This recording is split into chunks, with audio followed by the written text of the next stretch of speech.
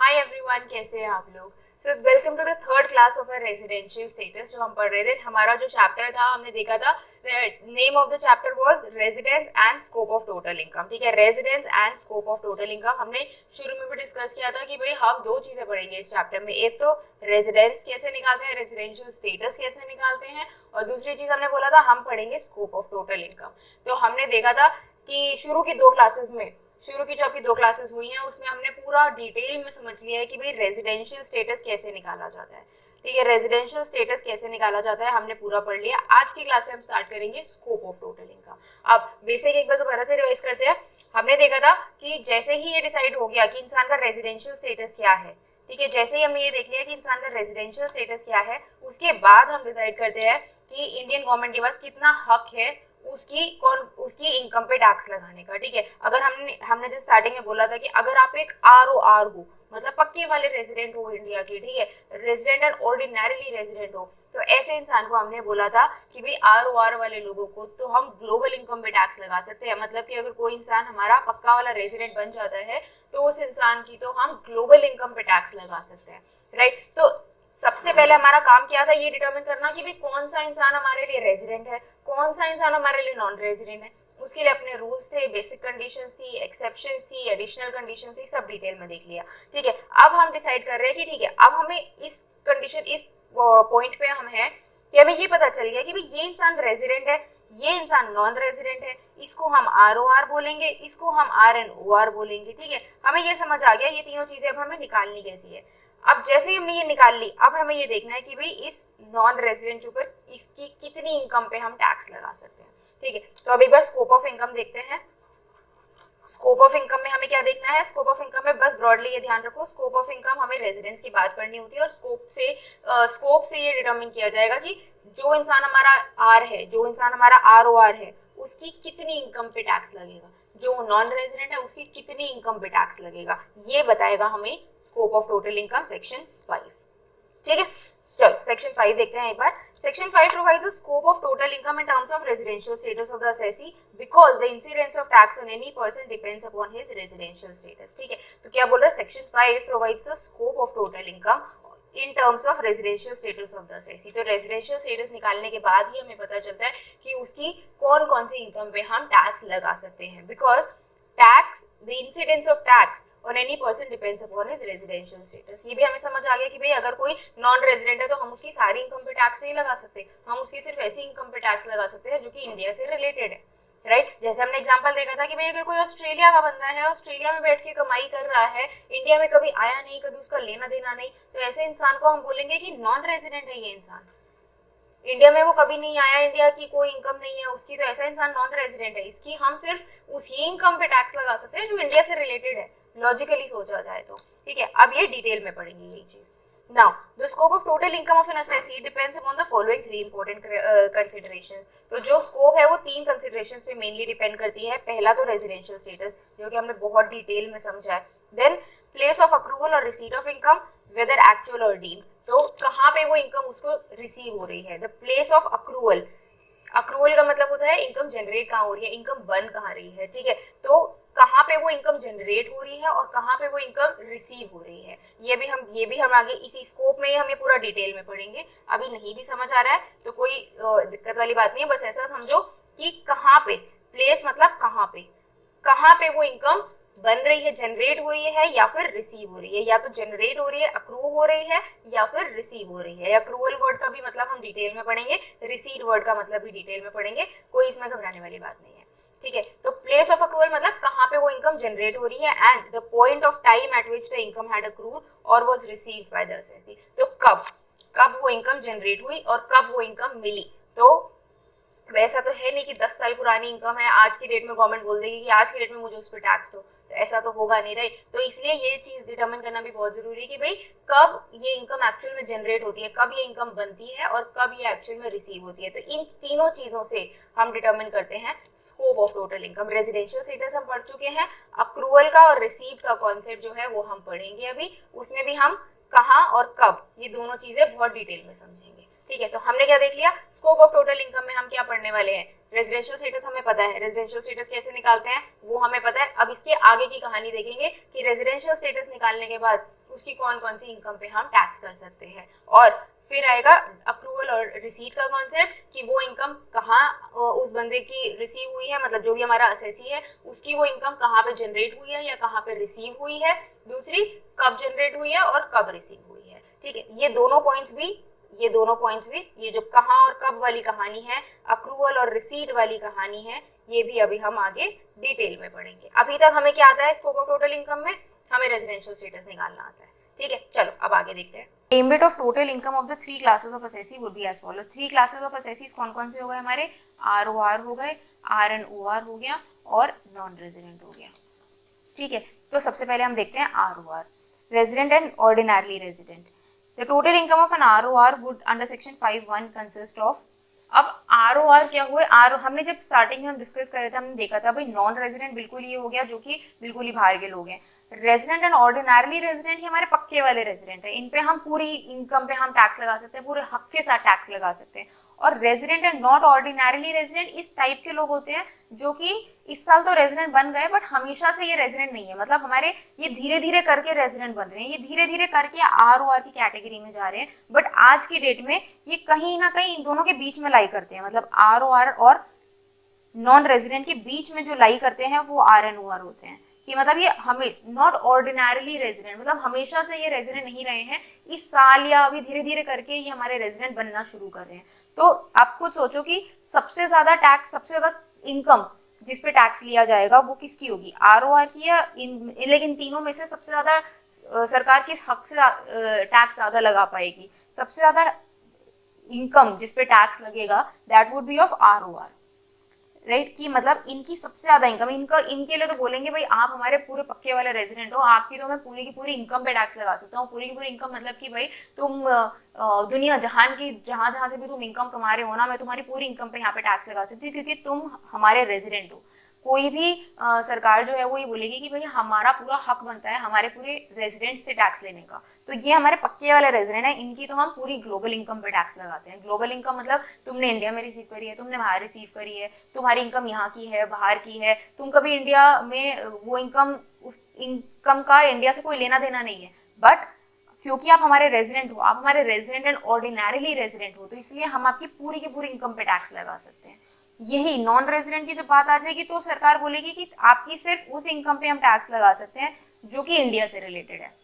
Non resident अगर मान लो कोई, हमने देखा था अभी कोई एक बिल्कुल शुरू में हमने एग्जांपल देखा था, आपको याद होगा, कोई ऑस्ट्रेलिया का बंदा है, ऑस्ट्रेलिया में रहता है, हमारे इंडिया के लिए वो नॉन रेजिडेंट है और वो ऑस्ट्रेलिया का रेजिडेंट है, ऑस्ट्रेलिया में रहता है, वहीं पे उसका बिजनेस है, वहीं पे वो कमाता है, तो इंडिया का कोई हक बनता है ऐसे लोगों पे टैक्स लगाने का? कोई हक नहीं बनता। इंडिया सिर्फ इस ऑस्ट्रेलिया के बंदे पे सिर्फ उतना टैक्स लगा सकती है कि अगर इस ऑस्ट्रेलिया वाले बंदे की, मिस्टर ए की कोई अगर इनकम ऐसी है जो कि इंडिया से आ रही है, अगर इंडिया का कुछ रिलेशन है ना उस इनकम से, तभी इंडिया उस पर टैक्स लगाएगी, वरना उस पर टैक्स नहीं लगा सकती। तो इसलिए नॉन रेजिडेंट्स के लिए बोला जाता है कि भाई आपकी सिर्फ उतनी इनकम पे टैक्स लगाएंगे जो इंडिया से रिलेट करती है। RNOR के लिए इन दोनों के बीच में एक बात बोली जाएगी बस, ठीक है, तो वो भी हम देखते हैं कि हम क्या बात बोली जाएगी। अभी फिलहाल बस बेसिक समझ रहे हैं कि कौन कौन से इनकम पे हम टैक्स लगा सकते हैं, मतलब रेजिडेंशियल स्टेटस के हिसाब से हमने डिटरमिन किया कि कौन कौन सी इनकम पे हम टैक्स लगा सकते हैं। तो पहले ROR पढ़ते हैं, ठीक है। ROR की कौन कौन सी इनकम पे टैक्स लगता है, इनकम रिसीव्ड और deemed to be received in India during the previous year, ठीक है। अब इनकम रिसीव्ड का क्या मतलब हुआ, लेट्स से इसको बिल्कुल एग्जाम्पल की तरह समझेंगे, एग्जाम्पल्स के साथ समझेंगे और बिल्कुल बेसिक लेवल से समझेंगे कि इनकम रिसीव्ड इन इंडिया का क्या मतलब हुआ। इनकम रिसीव्ड इन इंडिया मतलब कि मान लो मैंने कोई एक एग्जांपल इसका इस तरीके से लेते हैं कि मैं कहीं पे एम्प्लॉई हूँ, ठीक है, मैं I am an employee somewhere और मैंने अपनी सर्विसेज दी अपने एम्प्लॉयर को और जो मुझे पैसे मिले वो मेरे इंडियन बैंक अकाउंट में मिले, तो क्या मैं इसको ये बोल सकती हूँ कि ये मेरी इनकम रिसीव्ड इन इंडिया है? बिल्कुल बोल सकती हूँ, क्योंकि मेरे को इंडियन बैंक अकाउंट में मिले। यही पैसे मान लो मेरे को कैश में मिले और इंडिया में मिले, ये कैश मुझे इंडिया में मिला, तो क्या मैं इसको बोल सकती हूँ ये इनकम रिसीव्ड इन इंडिया है? बिल्कुल बोल सकती हूँ। यही कैश मेरे को दुबई में मिलता तो क्या मैं इसको बोलती है मेरी इनकम रिसीव्ड इन इंडिया है? नहीं, ये मेरी इनकम रिसीव्ड इन इंडिया नहीं है। अब लेट्स से मैं एक सीए हूँ, ठीक है, और मेरे को अपनी प्रोफेशनल सर्विसेज देनी है, तो मैंने अपनी प्रोफेशनल सर्विसेज दुबई जाके दी। दुबई में मेरा एक क्लाइंट था, मैं वहाँ पे रही 6 महीने, ठीक है, और मैं वहाँ जाके उनको अपनी प्रोफेशनल सर्विसेज दी। मैंने कहा भाई आप अपना इस तरीके से प्लानिंग करो, आप इस तरीके से अपनी अकाउंटिंग फाइनेंस वगैरह करो, ठीक है। तो मैं उनको 6 महीने वहाँ दुबई में रही और मैंने वहाँ पे उनको अपनी सर्विसेज दी, और इन्होंने जो पैसे थे, जो अमाउंट था, ये अमाउंट मुझे दुबई में दिया, ठीक है, मुझे दुबई में दिया और दुबई में कैश दिया, लेट्स से, ठीक है। तो क्या ये इनकम मेरी इनकम रिसीव्ड इन इंडिया मानी जाएगी? नहीं मानी जाएगी। इनकम रिसीव्ड इन इंडिया कब होगा? जब मान लो मैं इंडिया वापस आ गई, 6 महीने के बाद मैं इंडिया वापस आ गई और यहाँ पे आके मुझे कैश भिजवाया गया, तो ये इनकम रिसीव्ड इन इंडिया होगी। या फिर मैं दुबई में ही थी बट इन्होंने जो पैसे थे वो मेरे इंडियन बैंक अकाउंट में डाल दिए। अगर आप मेरे इंडियन बैंक अकाउंट में कोई पैसे डाल देते हो तो मैं इसको बोलूंगी कि हाँ ये मेरी इनकम रिसीव्ड इन इंडिया है, ठीक है। तो इनकम रिसीव्ड इन इंडिया का सिंपल सा मतलब क्या हुआ? कोई भी ऐसी इनकम जो या तो मुझे, आपको कोई भी इनकम मिलेगी तो दो तरीके से मिल सकती है, या तो कैश में मिलेगी या बैंक अकाउंट में मिलेगी, ठीक है। तो अगर कैश मिला तो इंडिया में मिला तो इनकम रिसीव्ड इन इंडिया हो गई, ठीक है, इनकम रिसीव्ड इन इंडिया हो गई। और अगर बैंक अकाउंट में मिला तो अगर इंडियन बैंक अकाउंट में मिला तो इनकम रिसीव्ड इन इंडिया हो गई। और अगर ये मेरा मान लो कोई दुबई में बैंक अकाउंट होता, अगर दुबई में अकाउंट होता, कोई दुबई के बैंक में कोई मेरा अकाउंट होता, तो क्या उसको मैं बोलती मेरी इनकम रिसीव्ड इन इंडिया है? नहीं, मैं नहीं बोल सकती थी कि ये, मैं बोलती कि मेरे दुबई के बैंक अकाउंट में मुझे मिला है तो ये मेरी इनकम रिसीव्ड इन इंडिया नहीं है, ये मेरी इनकम रिसीव्ड आउटसाइड इंडिया है, ठीक है। तो अब ROR में अभी पहला पॉइंट हमने क्या देखा? कोई भी ऐसी इनकम जो कि आपने इंडिया में रिसीव करी हो। हम बात नहीं कर रहे हैं कि आपने सर्विसेज कहाँ दी,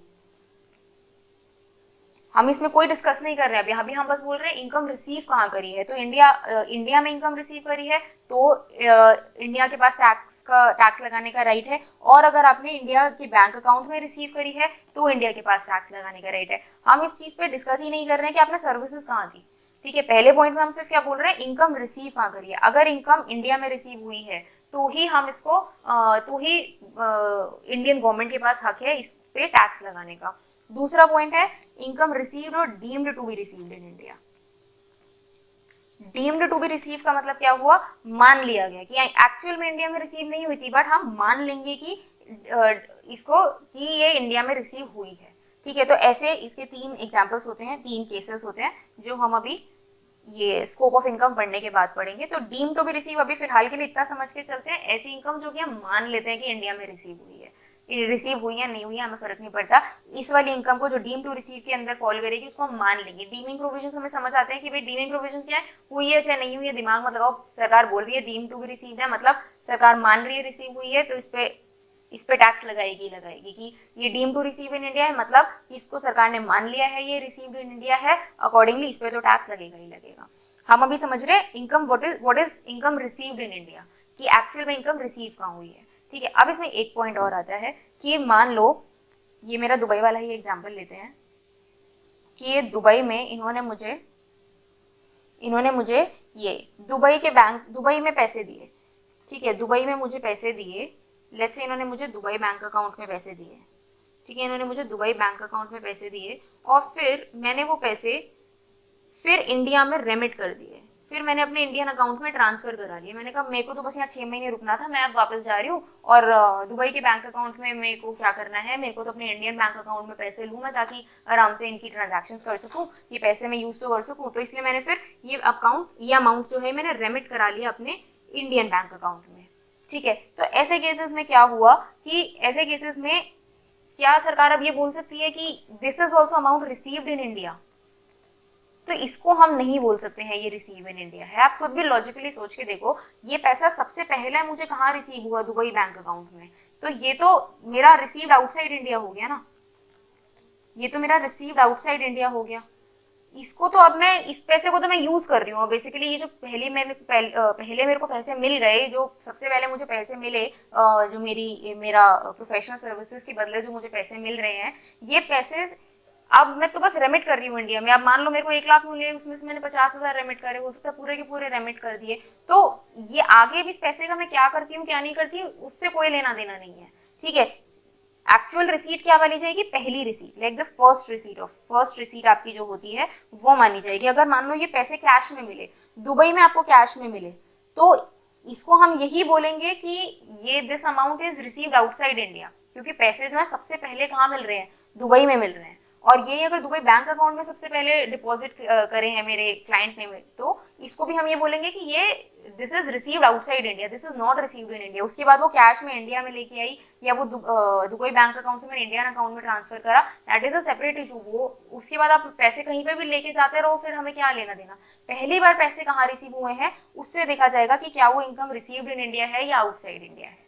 ठीक है, रिसीव्ड इन इंडिया में हमने अभी तक क्या देखा, अभी तक हमने क्या देखा है कि हम बात कर रहे थे आरओआर की, और हमने बोला कि कोई भी ऐसा बंदा है जो आरओआर है तो उसकी इनकम अगर रिसीव्ड इन इंडिया है, अगर रिसीव्ड इन इंडिया है तो उसको हम अपनी स्कोप में इंक्लूड करेंगे और उस पर हम टैक्स लगाएंगे, पूरे हक से टैक्स लगाएंगे। ठीक है, इनकम रिसीव्ड इन इंडिया या फिर deemed to be received in India, deemed to be received in India, deemed to be received in India है।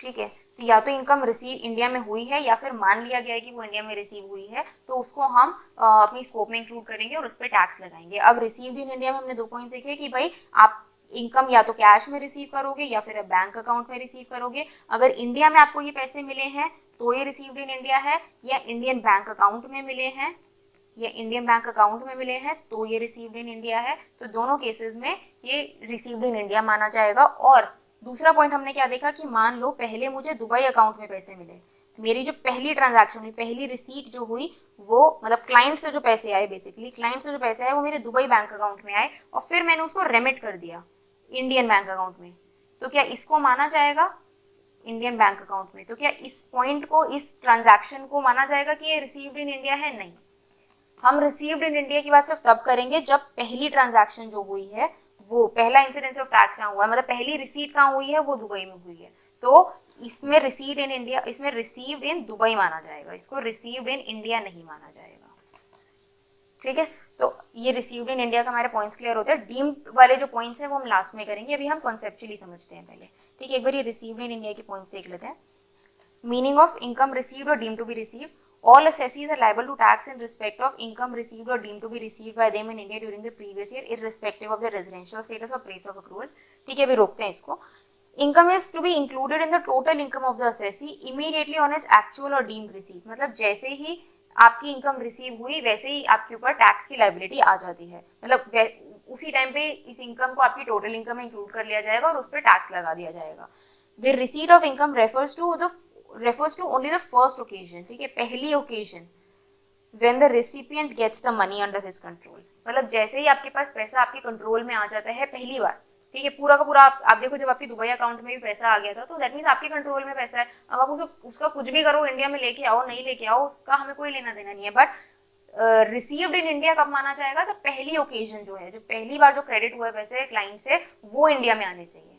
ठीक है, तभी उसको रिसीव्ड इन इंडिया माना जाएगा। तो receipt of income refers to only the first occasion. First occasion बहुत जरूरी है। First occasion when the recipient gets the money under his control. Therefore when once an amount is received as income, एक बार जैसे आपने income receive कर ली, उसके बाद ये रेमिटेंस या transmission of that amount from one place to another और to another person does not constitute receipt of income in the hands of subsequent recipient. तो इसका क्या मतलब हुआ कि भाई पहली बार जो आपको क्लाइंट से पैसे मिले उसको इनकम मानेंगे। उसके बाद जो आपने अपनी दुबई अकाउंट से अपने इंडियन अकाउंट में ट्रांसफर करे हैं पैसे, इसको तो सिर्फ ट्रांसमिशन या रेमिटेंस ये वर्ड्स यूज किए जाएंगे, इसको हम इनकम नहीं बोल सकते, राइट? इसको हम इनकम बोल ही नहीं सकते। ये तो सिर्फ आपने अपने पैसे एक अकाउंट से दूसरे अकाउंट में ट्रांसफर करे हैं, तो ये इनकम में नहीं माना जाता। इनकम क्या होती है? पहली बार जहाँ रिसीव हुई है उसको रिसीव्ड इनकम माना जाएगा। ठीक है, तो हमने देखा इनकम रिसीव्ड और deemed to be received in India during the previous year. पिछले साल हमारी जो भी इनकम रिसीव हुई है ये डीम्ड टू बी रिसीव हुई है, उसको हम आरओआर की इनकम में मानते हैं। अब हम ये देखेंगे कि भाई ये जो रिसीव्ड और deemed to be received in India का कॉन्सेप्ट है ना, कि इंडिया में इनकम रिसीव हुई है, इस इनकम पे हर बार टैक्स लगेगा। हर बार टैक्स लगेगा मतलब कि आरओआर में भी टैक्स लगेगा, RNOR की इनकम भी जब हम देखेंगे तभी भी उस पर भी टैक्स लगेगा। मतलब RNOR की जब स्कोप ऑफ इनकम चेक करेंगे तो उसमें भी देखेंगे इनकम रिसीव्ड और deemed to be received in India during the previous year. और सेम चीज जब नॉन रेजिडेंट की इनकम देखेंगे ना कि नॉन रेजिडेंट की कितनी इनकम पे इंडिया में टैक्स लगना चाहिए, तो उसमें भी चेक देखेंगे कि भाई इनकम रिसीव्ड और deemed to be received in India in the previous year. तो मतलब कि अगर इंडिया में कोई भी इनकम रिसीव होती है, और रिसीव भी क्या होती है, पहली बार रिसीव होती है, ये नहीं कि दुबई में रिसीव हुई और फिर उसके बाद इंडिया में ट्रांसफर कर लिया, वो नहीं, पहली बार अगर इनकम इंडिया में रिसीव हो रही है तो रेजिडेंशियल स्टेटस से आप देखो ऑनेस्टली फर्क नहीं पड़ता। अगर रिसीव्ड इन इंडिया है, अगर रिसीव्ड इन इंडिया हो जाती है, तो चाहे आप रेजिडेंट हो, नॉन रेजिडेंट हो, ROR RNOR कुछ भी हो, ये इनकम हमेशा इंडिया में टैक्सेबल मानी ही जाएगी। ठीक है, अब नेक्स्ट पे आ जाते हैं। income which accrues or arises or is deemed to accrue or arise in India during the previous year। ठीक है, अब अक्रूअल और अराइज का एक बार कॉन्सेप्ट समझते हैं। अक्रूअल और अराइज क्या होता है? कुछ सिंपल से एग्जांपल होते हैं। जैसे मान लो एक एम्प्लॉई है, ठीक है, अब अगर आप एज एन एम्प्लॉई कहीं पे काम कर रहे हो तो ये आपका लेट्स से ये महीना है, ये है पूरा मई का महीना है, ये फर्स्ट में है, ये फर्स्ट में है और ये 31 में है। तो अब आप काम करते हो, आपने फर्स्ट को काम किया, फिर आपने सेकंड तारीख को भी काम किया, फिर थर्ड को काम किया, ऐसे हर दिन आप काम करते हो तो आपकी इनकम अक्रू होती चली जा रही है। मतलब कि लेट्स से ये पूरी 30,000 की आपकी सैलरी है, ठीक है, 30,000 की पर मंथ की आपकी सैलरी है लेट्स से, तो एक दिन की इनकम कितनी हुई आपकी? एक दिन की इनकम हुई डिवाइडेड बाय 10,000 रुपए। तो एक दिन आपने काम करा तो आपके 1,000 रुपए अक्रू हो गए, ठीक है। फिर सेकेंड डे आपने काम किया, फिर आपके 1,000 रुपए अक्रू हो गए, फिर थर्ड डे आपने काम किया तब आपके 1,000 रुपए अक्रू हो गए, ठीक है। अक्रू का मतलब क्या हुआ? जिस जिस दिन आप काम करते चले जा रहे हो वैसे वैसे आपकी सैलरी अक्रू होती चली जा रही है। बट क्या आपने 2 दिन काम किया तो आप बोल सकते हो अपनी कंपनी को कि भाई मुझे 2,000 रुपए दे दो क्योंकि मेरे 2 दिन के अक्रू हो गए हैं, राइट? ऐसे नहीं होता है। तो रियलिटी में क्या होता है कि हर दिन आपका इनकम जो है वो अक्रू तो होती चली जाती है, मतलब बनती चली जाती है इनकम, कि आपने काम किया तो इनकम बनती चली जा रही है।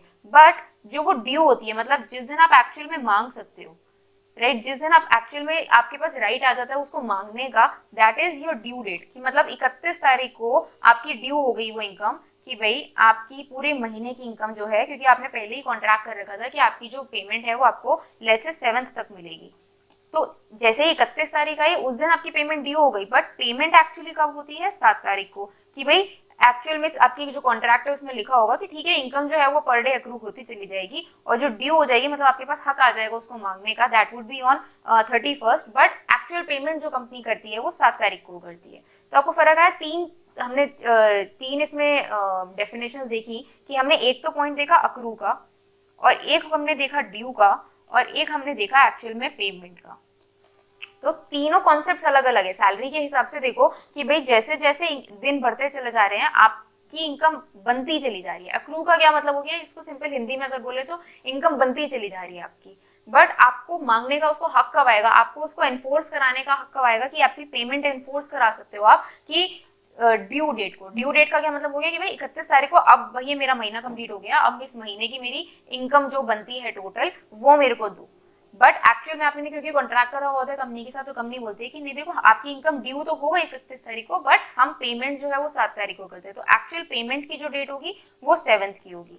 बट आपने जब आप कभी अकाउंटिंग भी देखते हो तो अकाउंटिंग में देखते हैं ना आपकी ड्यू और paid which ever is earlier वाली, कि आप अगर आप अक्रूवल बेसिस पे आप अपनी अकाउंटिंग कर रहे होते हो तो ड्यू वाली डेट पे आप इसको रिकॉर्ड कर सकते हो अपनी बुक्स में। आप अपनी बुक्स में पर डे की रिकॉर्डिंग नहीं करते हो कि हाँ पर डे मेरी इतनी इनकम अक्रूव होती चली जा रही है, नहीं, अक्रूवल के बेसिस पे रिकॉर्डिंग नहीं होती है आपकी। आप अपनी बुक्स में जब अपनी इनकम रिकॉर्ड करोगे वो 31 तारीख को रिकॉर्ड कर लोगे कि हाँ मेरी इनकम अब बन गई, अब ये ड्यू हो गई मेरी इनकम, अब ये मेरे पास आएगी, पर कंपनी ने बोला 7 तारीख को देगी, तो चलो पेमेंट मेरी 7 तारीख को आएगी, बट मेरी इनकम जो है, जो मेरी इनकम रिकॉर्ड हो जाती है वो मेरी ड्यू डेट पे रिकॉर्ड हो जाती है, ठीक है। बट इनकम टैक्स इसमें एक स्टेप और आगे चलता है। इनकम टैक्स बोलता है कि हम अक्रूवल के हिसाब से चलते हैं। अक्रूवल के हिसाब से चलते हैं मतलब कि जो भी इनकम आपकी इंडिया में अक्रू हो रही है, राइट, ड्यू नहीं हो रही है, जो भी इनकम आपकी इंडिया में अक्रू हो रही है उसको हम उस पर हम टैक्स लगाएंगे। मतलब कि अगर आपकी इनकम इंडिया में अक्रू हो रही है, इंडिया में अक्रू होने का मतलब होता है कि मतलब अक्रू कहाँ कहाँ हो सकती है, या तो अक्रू इंडिया में होगी या अक्रू आउटसाइड इंडिया होगी। तो जो भी इनकम आपकी इंडिया में अक्रू हो रही है उस पर हम टैक्स लगाएंगे, ठीक है, अभी हमारा जो पॉइंट चल रहा है उस पॉइंट में क्या था कि इनकम विच अक्रूज और arises in India, which accrues और अराइजेज इन इंडिया। तो अक्रूज और अराइजेज इन इंडिया का क्या मतलब हुआ, मतलब इस पॉइंट के हिसाब से क्या मतलब हुआ कि इंडिया में जो इनकम बन रही है। अब इसका एग्जाम्पल देखते हैं, अक्रू इन इंडिया का क्या मतलब हुआ, इसी सैलरी वाले एग्जाम्पल में देखते हैं कि ये मैंने सर्विसेज, लेट्स से ये जो मेरी कंपनी है, जिस कंपनी के लिए मैं काम कर रही हूँ, मैं एम्प्लॉय हूँ, ये मेरी ए प्राइवेट लिमिटेड है, तो ये मेरी इंडियन कंपनी है, तो मैं जो सर्विसेज दे रही हूँ ना वो भी इंडिया में दे रही हूँ, तो मैं ये बोलूंगी कि जो जो भी मैंने सर्विसेज दी, जो मैंने पर डे की सर्विसेज दी हैं, ये मेरी इंडिया में अक्रू हुई है। ये जो इनकम, ये जो हजार रुपए की मेरी इनकम अक्रू हो रही है ना पर डे की, ये मेरी इंडिया में अक्रू हो रही है, तो इसलिए इस पे मेरे इंडिया के पास पूरा हक है इस पे टैक्स लगाने का। क्यों? क्योंकि ये जो मेरी इनकम है ये अक्रू इंडिया में हो रही है। मैं ये नहीं बोल रही कि ड्यू इंडिया में हो रही है, ये मेरी पेड इंडिया में हो रही है। इस पॉइंट में हम सिर्फ ये बात कर रहे हैं कि ये अक्रू कहाँ हो रही है। ठीक है, तो अक्रूवल का क्या मतलब हुआ कि वो इनकम बन कर रही है, मतलब वो सर्विसेज दी कहाँ जा रही है। एक एग्जांपल इस तरीके से लेते हैं, मान लो कि कोई एक रियल एस्टेट प्रॉपर्टी है, ठीक है, और इससे मेरी हमने शुरू में देखा था जैसे कोई रियल एस्टेट प्रॉपर्टी है और ये इंडिया में है, और इसकी जो रेंटल इनकम है, मान लो ये मिस्टर ए ने इसको रेंट पे चढ़ा रखा है, मिस्टर ए की प्रॉपर्टी है, उन्होंने रेंट पे चढ़ा रखा है, और मिस्टर ए खुद ऑस्ट्रेलिया के रेजिडेंट है, वो हमेशा ऑस्ट्रेलिया में रहते हैं, और इनकी जो रेंटल इनकम आती है ना, ये जो रेंटल इनकम आती है ये मिस्टर ए को ऑस्ट्रेलिया के बैंक अकाउंट में चली जाती है। तो इस केस में भी हम बोलेंगे कि भाई ये इनकम बन कर रही है, ये जो रेंटल इनकम बन रही है, ये जो इस प्रॉपर्टी को, ये जो इंडिया में प्रॉपर्टी है, ये प्रॉपर्टी इन्होंने मिस्टर ए ने मिस्टर बी को लेट से रेंट पर चढ़ा रखी है। ठीक है, मिस्टर ए ने मिस्टर बी को ये प्रॉपर्टी रेंट पे दे दी, और मिस्टर बी जो है ये इनको रेंटल इनकम देते हैं, मतलब रेंट पे करते हैं। ठीक है, तो मिस्टर बी जो मिस्टर ए को रेंट पे करते हैं, मिस्टर ए के हाथ में जो इनकम होती है, तो इस इनकम को भी हम बोलेंगे ये अक्रूड इन इंडिया है। अक्रूड इन इंडिया क्यों है? क्योंकि ये इनकम बन का रही है, ये इनकम इंडिया में बन रही है, क्योंकि प्रॉपर्टी इंडिया में है।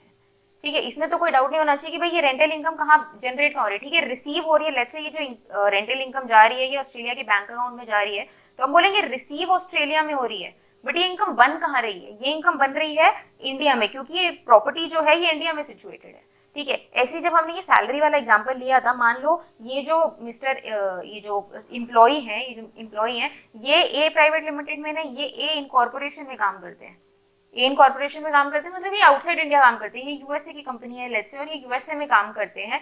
तो इनकम अक्रू कहाँ हो रही है? मतलब कि इनकम बन कहाँ रही है? जहाँ पे ये सर्विसेज दे रहे हैं, जहाँ पे ये सर्विसेज दे रहे होंगे, मतलब ये इनकॉर्पोरेशन अगर बाहर है और मिस्टर ये जो एम्प्लॉय है ये बाहर जाके काम कर रहे हैं, तो जहाँ पे ये सर्विसेज दे रहे हैं वहां पे इनकम अक्रूड मानी जाएगी, और जहाँ पे भी इनकम अक्रूड मानी जाएगी तो हम ये बोलेंगे कि अगर ये अक्रूवल इंडिया में हो रहा है तो इंडिया के पास राइट है इसको टैक्स करने का, और यही अगर अक्रूवल आउटसाइड इंडिया हो रहा है तो इंडिया के पास राइट नहीं है टैक्स करने का। ठीक है, अभी हम इस पॉइंट में चल रहे हैं, हमारा जो पॉइंट था that is accrued income which accrues और अराइजेस और इज डीम्ड टू अक्रू और अराइज इन इंडिया। डीम्ड का भी प्रोविजन छोड़ते हैं, लास्ट में करेंगे। इनकम विच अक्रूज और arises in India in the previous year, मतलब जो जो भी इनकम इंडिया में अक्रू हो रही है, मतलब इंडिया में बन रही है। ठीक है, अब ये देखते हैं एक एग्जांपल, जैसे कि मान लो शाहरुख खान है। ठीक है, अब शाहरुख खान कोई स्टेज शो करता है, और वो stage show let's say India में करते हैं। ठीक है, और इसमें आप देखो 3 पॉइंट्स आपको मिलेंगे। लेट्स से कि इनके साथ शाहरुख खान जो थे, जब ये ऑस्ट्रेलिया में थे तब इनके साथ हमने कॉन्ट्रैक्ट साइन किया था, कि आप एक शो करोगे इंडिया में।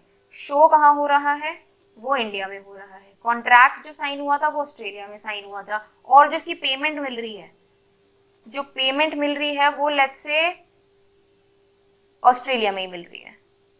ठीक है, जहां कॉन्ट्रैक्ट साइन हुआ था वहीं इन्होंने एडवांस पे किया, और लास्ट में बैलेंस भी जो पे किया वो इनको ऑस्ट्रेलिया में ही पे किया। ठीक है, अब शो जो हो रहा है वो इंडिया में हो रहा है, तो आप ये देखो कि कॉन्ट्रैक्ट ऑस्ट्रेलिया में हुआ, पेमेंट ऑस्ट्रेलिया में हुई, बट एक्चुअल सर्विसेज कहाँ परफॉर्म की गई? ये जो इनकम बनी, ये इनकम हुई कहाँ? ये इनकम बनी कहाँ? ये इनकम जनरेट कहाँ हुई? ये इनकम इंडिया में जनरेट हुई। क्यों? क्योंकि एक्चुअल में सर्विसेज कहाँ परफॉर्म की गई? सर्विसेज जो परफॉर्म की गई वो इंडिया में परफॉर्म की गई, तो इसीलिए जहां पे भी स्टेज परफॉर्मेंस हुई है उस जगह को हम अक्रूवल मानेंगे। जहां पे भी ये सर्विसेज परफॉर्म हुई, जहां पे भी ये इनकम जनरेट हुई, ये इनकम अक्रू हुई। मतलब शाहरुख खान को आप देखो कि जो कॉन्ट्रैक्ट इन्होंने किया वो किस लिए किया कि मैं एक शो करूंगा, उसके बदले आप मुझे पैसे देना। ठीक है, तो शो कहाँ पे होगा? शो इंडिया में होगा, तो जहाँ पे भी सर्विसेज एक्चुअल में परफॉर्म की जाएंगी उस जगह को हम बोलेंगे कि वहाँ पे इनकम अक्रू हो रही है। यही शो अगर मान लो दुबई में किया होता तो हम बोलते कि ये जो सर्विसेज अक्रू हुई हैं, ये जो अक्रूवल हुआ है इस इनकम का, वो कहाँ पे हुआ है? आउटसाइड इंडिया हुआ है। तो अक्रूवल कहाँ पे हुआ? जहाँ पे आपकी सर्विसेज परफॉर्म हुई। ठीक है, जहां जहां पे भी आपने सर्विसेज परफॉर्म किया, हमने एम्प्लॉय वाले केस में भी देखा था, जहां पे एम्प्लॉय सर्विसेज परफॉर्म कर रहा है, जहां पे भी एम्प्लॉय सर्विसेज परफॉर्म कर रहा है उस जगह को हम बोलेंगे वहां पे इनकम अक्रू की जाएगी। ठीक है, और कॉमन सेंस के हिसाब से सोचो, अक्रू का क्या मतलब हुआ? जहां पे मेरी इनकम बन रही है। ठीक है, तो इनकम बन रही है का क्या मतलब हुआ? कि जहाँ पे सर्विसेज दी जा रही है, जहाँ पे इस इनकम को लेने का हक बन रहा है। मतलब कि अगर मैंने ये कुछ सर्विसेज देने के लिए आपको कुछ पेमेंट करनी है, मतलब ये जैसे इस केस में शो करने के लिए मुझे आपको पेमेंट करनी थी, तो जो शो जहाँ पे किया जाएगा, अगर इंडिया में शो हो रहा है तो इनकम इंडिया में अक्रू होगी, अगर बाहर हो रहा है तो इनकम जो है वो बाहर अक्रू होगी। तो हमने आरओआर का सेकेंड पॉइंट देखा कि आरओआर का कौन सी इनकम पे टैक्स लग सकता है? ऐसी इनकम जो कि इंडिया में अक्रू होती है, जो कि इंडिया में बनती है। ठीक है, तो हमने एग्जांपल्स के तरीके से देखा कि अक्रूवल क्या हुआ कि अगर इंडियन मेन लैंड पे वो इनकम अक्रू हो रही है, इंडिया में वो इनकम बन रही है, तो ऐसे केसेस को हम बोलेंगे कि दिस इज इनकम अक्रूड और arise in India, and accordingly क्योंकि इंडिया में इनकम जनरेट हो रही है, इंडिया में इनकम बन रही है, तो इसलिए भारत सरकार का हक बनता है उस पर टैक्स लेने का। तो अब जैसे हमने रिसीव्ड इन इंडिया के लिए देखा था कि हमने बोला था रिसीव्ड इन इंडिया अगर है तो हर केस में इंडिया में टैक्स लग सकता है। ऐसे अक्रूवल के लिए बोलेंगे कि अगर इनकम अक्रूड इन इंडिया है, अगर इनकम इंडिया में बन रही है, तो चाहे वो आरओआर हो, चाहे वो आरएनओआर हो, या आरएनओआर का पॉइंट देखो, इनकम विच अक्रूज और अराइज और इज डीम्ड टू अक्रू और अराइज इन इंडिया, तो आरएनओआर हो तो उस केस में भी, और अगर नॉन रेजिडेंट हो तो नॉन रेजिडेंट के केस में भी इनकम विच अक्रूज और arises in India during the previous year, सारे केसेस में हम देखेंगे अगर कोई भी इनकम इंडिया में अक्रू हो रही है तो इंडिया का पूरा हक बनता है उस पर टैक्स लेने का। तो रेजिडेंशियल स्टेटस का फर्क नहीं पड़ेगा। हमने अभी तक जो 2 पॉइंट्स देखे, that is income received in India and income accrued in India. तो ये दोनों इनकम क्योंकि इंडिया से रिलेटेड है, इंडिया में या तो इनकम आ रही है, मतलब इनकम रिसीव हो रही है इंडिया में, या फिर इनकम ऐसी है जो कि इंडिया में बन रही है। तो ऐसे केसेस में सरकार बोलती है कि यार आपका जो रेजिडेंशियल स्टेटस है, चाहे आप आरओआर हो, आरएनओआर हो या नॉन रेजिडेंट हो, हमें फर्क नहीं पड़ता, हम इस पे आपसे टैक्स लेंगे ही लेंगे। ठीक है, अब एक बार अक्रूवल का मतलब भी देख लेते हैं क्या होता है। Accrue refers to the right to receive income. ठीक है, अक्रू का मतलब होता है right to receive income, where as due refers to right to enforce payment. ठीक है, हमने देखा कि भाई आप जैसे हमने मई की बात करी, तो 1 मई को आपने काम किया तो आपके 1000 रुपए बन गए, आपके पास राइट आ गया उसको रिसीव करने का, बट आप पेमेंट नहीं मांग सकते। आपने क्योंकि काम किया तो आपके पास हक है उस इनकम का, बट जो आपकी ड्यू डेट होगी उस दिन आप पेमेंट मांग सकते हो। जो ड्यू डेट होगी उस दिन आप पेमेंट मांग सकते हो। आप बोल सकते हो कि हाँ यार, आज ये मेरी जो इनकम है, ये जो इतने टाइम से अक्रू होती चली जा रही थी, ये आज मेरी ड्यू हो गई, अब मुझे पैसे मिल सकते हैं इसके ऊपर। ठीक है, तो ये फर्क होता है। अक्रू का मतलब होता है इनकम बनना, और ड्यू डेट का मतलब होता है कि एक्चुअल में पेमेंट अब आपके पास पेमेंट करवाने का हक है। ठीक है, तो accrue means a right to receive income, where is due refers to the right to enforce payment of the same. In other words, where the right to receive income becomes vested in the assessee, मतलब assessee के पास आ गई वो right, it is set to accruer right. ठीक, accruer right मतलब आप देखो, आपने पहले दिन काम किया, दूसरे दिन काम किया, तो आपके पास राइट तो है ना वो 1000 रुपए क्लेम करने का, बट ड्यू नहीं हुई वो इनकम अभी तक, तो आप पेमेंट नहीं ले सकते। आपने काम किया तो आप बोल सकते हो कि मैंने काम किया तो मेरी पेमेंट तो बन गई, मतलब मेरी इनकम तो बन गई, अक्रूवल के बेसिस पे मेरी इनकम बन गई, बट मैं उसको एनफोर्स नहीं करा सकती अभी। ठीक है, for example salary for work done in December will accrue through out the month. ठीक है, हमने देखा दिसंबर की जो सैलरी अगर आपकी है तो थ्रू आउट द मंथ वो अक्रू होती चली जाती है, डे टू डे, हर दिन, but it will become due on the salary bill being passed on 31 दिसंबर और 1 जनवरी। मतलब जिस दिन उसकी ड्यू डेट आएगी पेमेंट की, उसी दिन आप एक्चुअल में पेमेंट एनफोर्स करवा सकते हो। Similarly, on government securities, interest payable on specified dates arise during the period of holding day to day, but will become due for payment on specified dates. ठीक है, जैसे कि गवर्नमेंट सिक्योरिटीज भी होती हैं, कोई भी आप इंटरेस्ट का अगर आप लेते हो, एफडी वगैरह भी कुछ लेते हो, तो उसमें आप क्या देखते हो कि भाई एफडी अगर 6 महीने की पेमेंट की होती है, कि हर 6 महीने बाद आपको इंटरेस्ट की पेमेंट होगी, तो क्या ऐसा होता है कि 6 महीने की, मतलब सो लेट्स से अगर ये जैन टू मार्च अप्रैल मई जून की है, लेट्स से 30 जून की, ठीक है, 30 जून को ये आपको पेमेंट मिलती है इसकी, मतलब इंटरेस्ट पेमेंट जो होती है वो 6 महीने में होती है।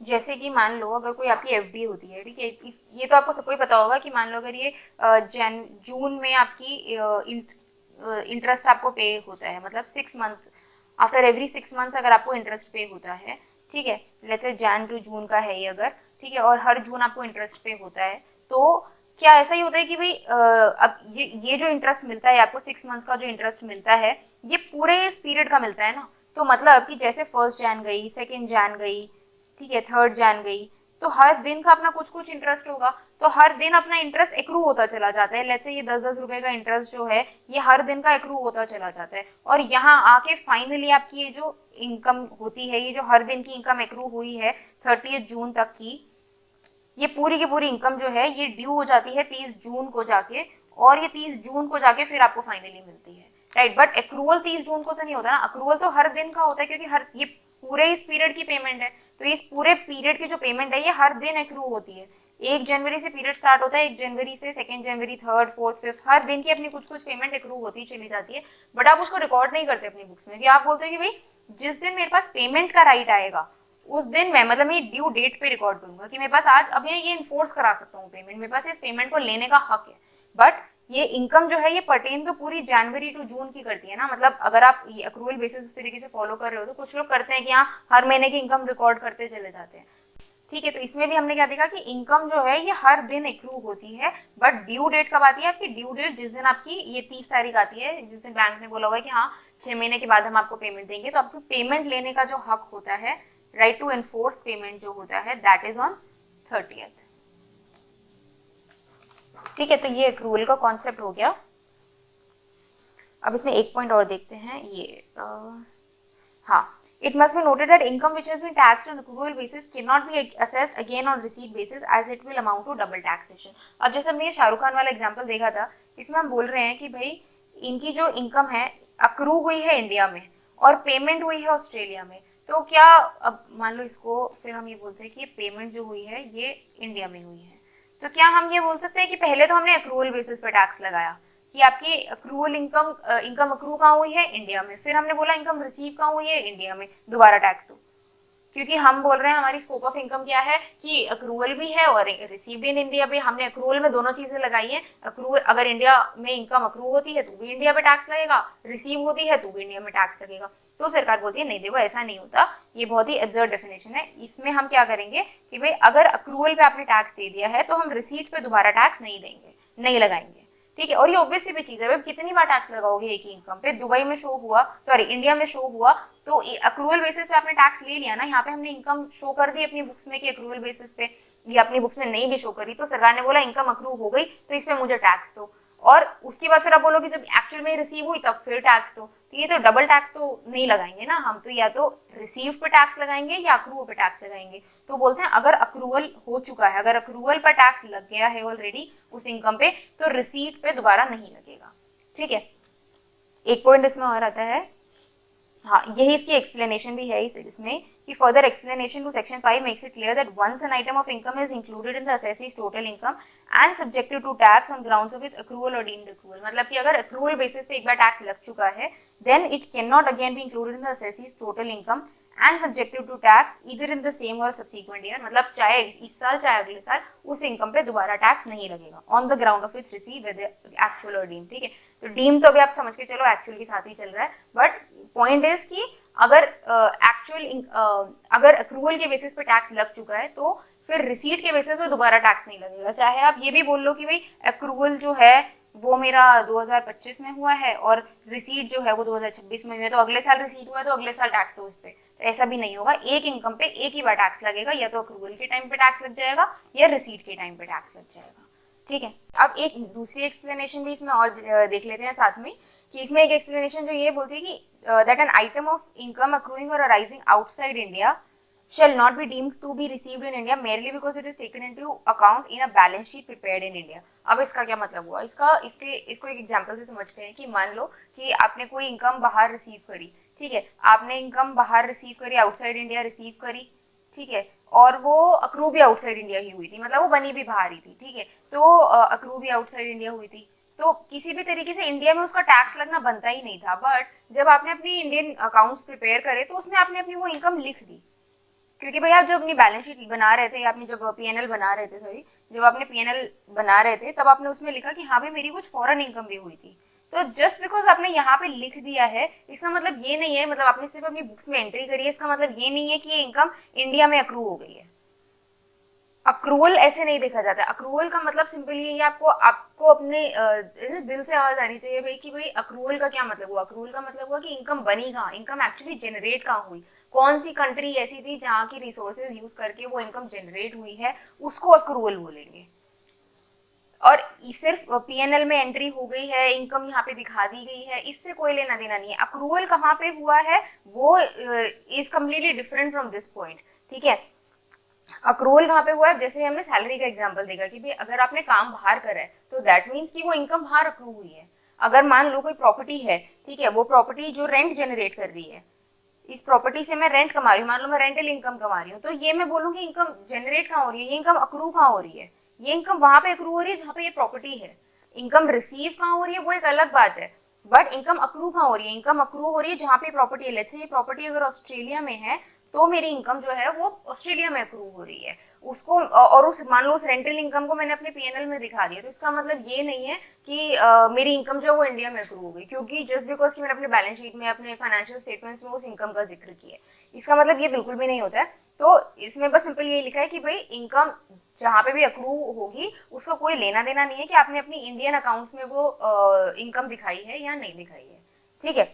ठीक है, अब इसमें एक चीज, अब अभी तक हमने क्या देखा है, ठीक है, अभी तक हमने क्या क्या देख लिया, हमने देखा इनकम रिसीव्ड इन इंडिया समझ लिया हमने, इनकम रिसीव्ड इन इंडिया, और हमने ये भी समझ लिया कि भाई जहां रिसीव्ड इन इंडिया होता है तो उसमें हम डीम्ड रिसीव्ड भी मानते हैं। डीम्ड रिसीव्ड क्या होता है ये भी हम समझेंगे, ठीक है, इसको भी बात करते हैं थोड़ा सा।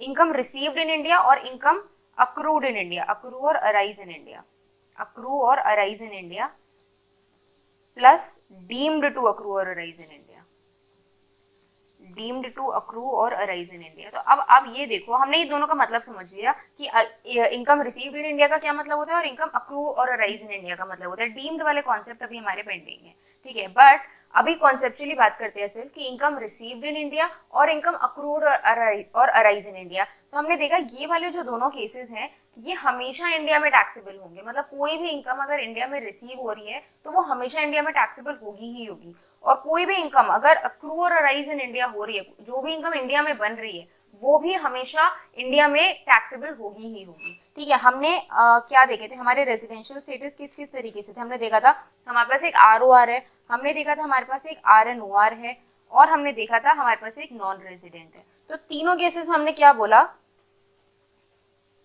तीनों केसेस में हमने क्या बोला कि income received in India plus deemed to be received in India, और इनकम अक्रू और arise in India plus deemed to be accrue और अराइज इन इंडिया, ठीक है। ये दोनों पॉइंट्स यहाँ पे भी सेम रहेंगे और यहाँ पे भी सेम रहेंगे, मतलब कि चाहे रेजिडेंट का हो चाहे नॉन रेजिडेंट का हो, कोई भी इनकम अगर इंडिया में अक्रू और अराइज इन इंडिया हो रही है या रिसीव्ड इन इंडिया हो रही है तो वो हमेशा इंडिया में टैक्सेबल होगी ही होगी, ठीक है। तो नॉन रेजिडेंट्स के लिए हम बोलते हैं कि सिर्फ इतनी ही इनकम, सिर्फ income accrue in India and arise in India, income accrue और अराइज इन इंडिया, और इनकम रिसीव्ड इन इंडिया, इनकम रिसीव्ड इन इंडिया, ये दोनों केसेस सिर्फ इतने ही, और प्लस डीम्ड, इसमें हमेशा डीम्ड इसमें हमेशा साथ ही चलेगा, ठीक है। तो income received in India plus deem to received in India plus income accrue और arise in India plus deem to accrue और अराइज इन इंडिया।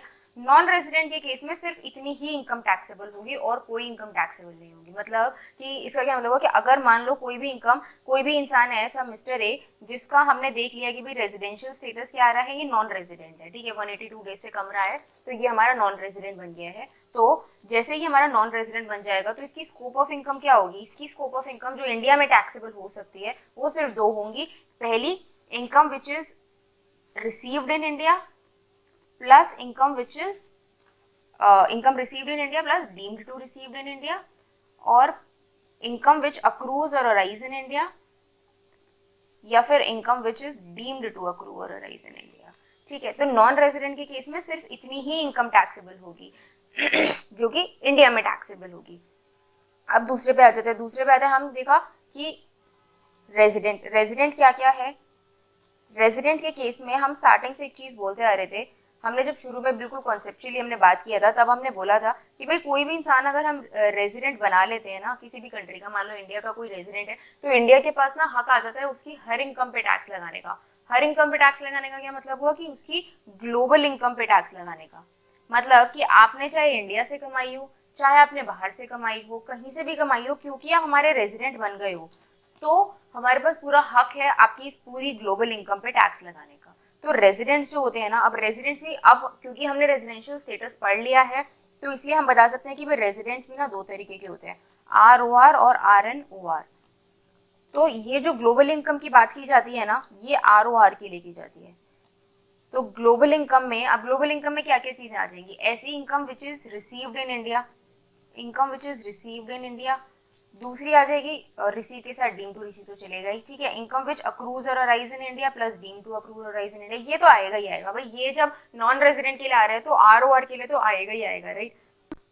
ठीक है, इसका तीसरा पॉइंट क्या होगा कि भाई इनकम चाहे आपने बाहर रिसीव की हो और या फिर अक्रूड जो है वो भी आउटसाइड इंडिया हुई हो, ये भी आउटसाइड इंडिया हुई हो या अक्रूड भी आउटसाइड इंडिया हुई हो, कोई फर्क नहीं पड़ता, इस पूरी इनकम पर भी ROR जो है वो टैक्स देगा ही देगा। ठीक है, और इसका सिंपल लॉजिक क्या है कि भाई रेजिडेंट एंड ऑर्डिनरली रेजिडेंट है तो मतलब ये हमेशा से इंडिया में रहता आ रहा होगा, तो ऐसे लोगों को इंडिया बोलती है। इंडिया क्या मतलब, ये इंटरनेशनल लॉ कन्वेंशन के हिसाब से ही है कि भाई जब भी कोई इंसान आपका रेजिडेंट बन जाता है इंडिया में, नहीं, अगर आप सिंगापुर के रेजिडेंट बन जाते हो तो सिंगापुर के पास भी पूरा हक आ जाता है आपकी पूरी इनकम पे टैक्स लगाने का। ठीक है, तो ऐसे ही अभी तो फिलहाल हम इंडिया की बात कर रहे हैं, तो इंडिया में क्या है कि भाई जैसे ही आप ROR बन गए, रेजिडेंट एंड ऑर्डिनरली रेजिडेंट बन गए, तो आपकी सारी इनकम, चाहे ऐसी इनकम भी है आपकी जो कि ऑस्ट्रेलिया में आपने कमाई और वहीं पे रिसीव करी, जैसे कि हमने एग्जांपल देखा था कि मान लो कोई रियल एस्टेट प्रॉपर्टी है, ठीक है, और ये प्रॉपर्टी जो है इससे मैं रेंटल इनकम कमा रही हूँ, इससे मैंने रेंटल इनकम कमाई है,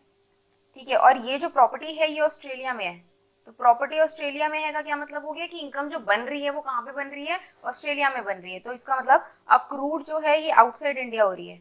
और लेट्स से कि मेरा कोई बैंक अकाउंट है ऑस्ट्रेलिया में, उसी ऑस्ट्रेलिया के बैंक अकाउंट में मुझे ये पैसे मिल रहे हैं, तो मतलब ये पैसा इंडिया आ भी नहीं रहा है मान लो, ठीक है, ये पैसा वहीं की वहीं है और मैं उसी बैंक अकाउंट में आता चला जाता है, तो ये मेरे ऑस्ट्रेलिया के बैंक अकाउंट में जा रहा है पैसा और ऑस्ट्रेलिया में ही मैं कमा रही हूँ। मतलब अब देखो इसमें अक्रूड आउटसाइड इंडिया है और रिसीव भी आउटसाइड इंडिया है, दोनों केसेस आउटसाइड इंडिया है, बट स्टिल क्योंकि मैं इंडिया में ROR हूँ, मैं रेजिडेंट एंड ऑर्डिनरली रेजिडेंट हूँ, तो इंडिया के पास हक है मेरी इस बाहर की इनकम पे भी टैक्स लगाने का। यही अगर मान लो मैं नॉन रेजिडेंट हो गई होती, तो इंडिया के हिसाब से मैं नॉन रेजिडेंट हूँ, तो नॉन रेजिडेंट में सरकार टैक्स नहीं लगा सकती इस इनकम पे।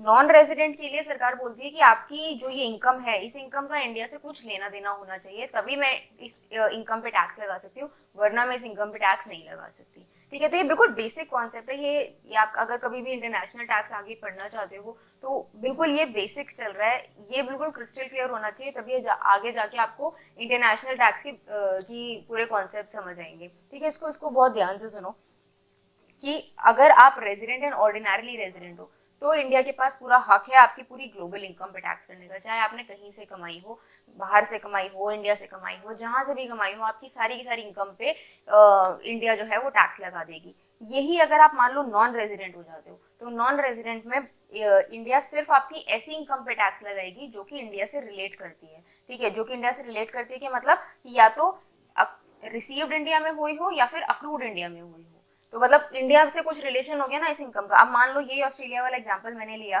कि वो प्रॉपर्टी बाहर है, मैं जो पैसे हैं वो भी मैं बाहर रिसीव कर रही हूँ, तो क्या ऐसी इनकम पे क्या इंडिया टैक्स लगा सकती है कि भाई नॉन रेजिडेंट अगर है, मान लो कोई भी इंसान नॉन रेजिडेंट है, ठीक है, तो और वो नॉन रेजिडेंट जो है वो बाहर कमा रहा है, मतलब ये जो प्रॉपर्टी है, जो ऑस्ट्रेलिया में प्रॉपर्टी है, इससे कमा रहा है, और यही मतलब बैंक अकाउंट भी मेरा ऑस्ट्रेलिया में ही है, पैसे वहीं पे ही है, ठीक है, तो क्या इंडिया इस पर टैक्स लगा सकती है? The answer is no. India इस पर क्यों टैक्स लगा देगी? भी पहली चीज आप हमारे लिए नॉन रेजिडेंट हो, दूसरी चीज आपकी इस इनकम का इंडिया से कोई लेना देना नहीं है, कि मतलब ना तो हमारी लैंड पे ये इनकम रिसीव हो रही है, ना ऐसी इनकम हमारी इंडिया में बन रही है, तो जब इस इनकम का इंडिया से कोई लेना देना नहीं है तो इंडिया इस पर टैक्स क्यों लगा देगी? ठीक है, बट यही अगर आप ROR बन जाते हो तो ROR के केस में सरकार बोलेगी कि नहीं, क्योंकि आप ROR हो, मेरा पूरा हक बनता है आपकी सारी इनकम पे टैक्स लगाने का। तो इसीलिए आपकी सारी इनकम, चाहे आपने बाहर कमाई हो, चाहे आपने इंडिया में कमाई हो, कहीं भी कमाई हो, सारी की सारी इनकम पे आओ और मेरे को टैक्स दो। ठीक है, तो ये हमने एक कॉन्सेप्ट समझ लिया कि भाई जो ROR होते हैं इनकी पूरी ग्लोबल इनकम पे टैक्स लगेगा। ग्लोबल इनकम का क्या मतलब हो गया कि income received in India, income accrued in India, income received outside India, income accrued outside India. ऐसी कोई भी इनकम नहीं है जो कि ROR जिसपे इंडिया में टैक्स नहीं देगा। ऑफकोर्स एग्जेम्प्ट इनकम पे टैक्स नहीं देगा। जैसे मान लो अगर ROR की कोई एग्रीकल्चरल इनकम है, ठीक है, जो कि इंडिया से कमाई जा रही है, तो एग्रीकल्चरल इनकम इंडिया वाली हमें पता है कि उस पर टैक्स नहीं लगता, तो ऐसी इनकम एग्जेम्प्ट रहेंगी, उसकी वो एक अलग कॉन्सेप्ट है। यहाँ पे हम स्कोप ऑफ इनकम डिटरमिन कर रहे हैं कि कौन कौन सी इनकम पे सरकार टैक्स लगाती है। ठीक है, और यही हमने देखा कि जब आप नॉन रेजिडेंट बन जाते हो, ROR नहीं हो, आप नॉन रेजिडेंट हो, तो नॉन रेजिडेंट के केस में सिर्फ उसी इनकम पे टैक्स लगेगा जो इंडिया से रिलेट करती है। मतलब कि इनकम रिसीव्ड इन इंडिया होगा या तो, या इनकम अक्रूड इन इंडिया होगा। कुछ इंडिया से रिलेट करना चाहिए तभी इंडिया टैक्स लगा सकती है, वरना इंडिया टैक्स ही नहीं लगा सकती है इस नॉन रेजिडेंट के ऊपर।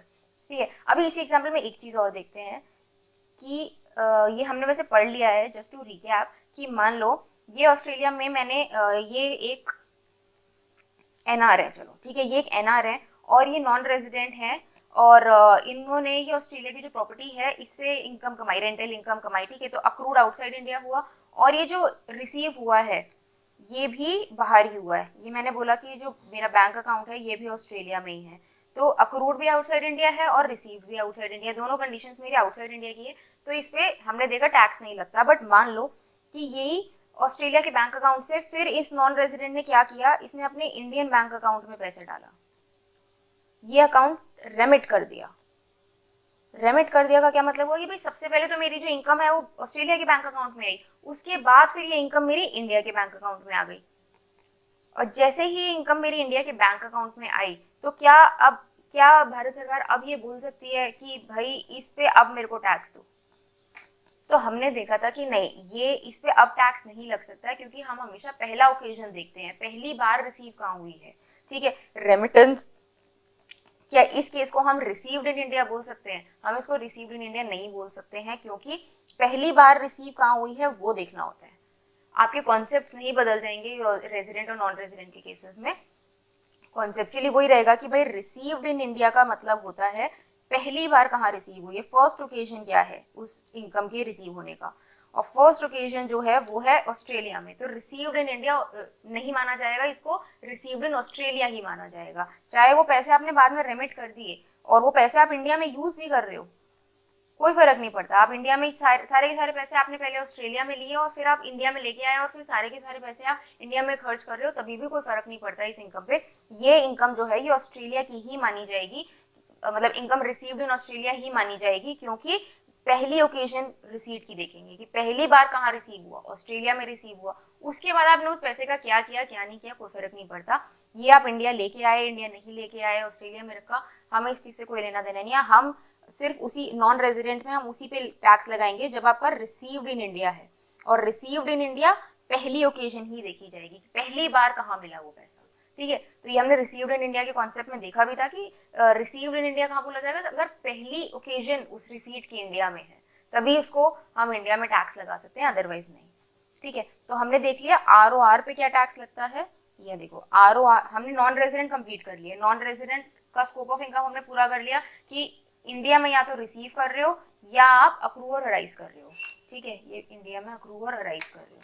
ठीक है, आपको बेटर नोट्स भी मिलेंगे, इतनी हैंड राइटिंग से मत घबराना भी। ठीक है, देन हमने देखा ROR के केस में, ROR में हमने देखा रिसीव्ड इन इंडिया तो डेफिनेटली टैक्स लगेगा, accrued in India definitely tax लगेगा।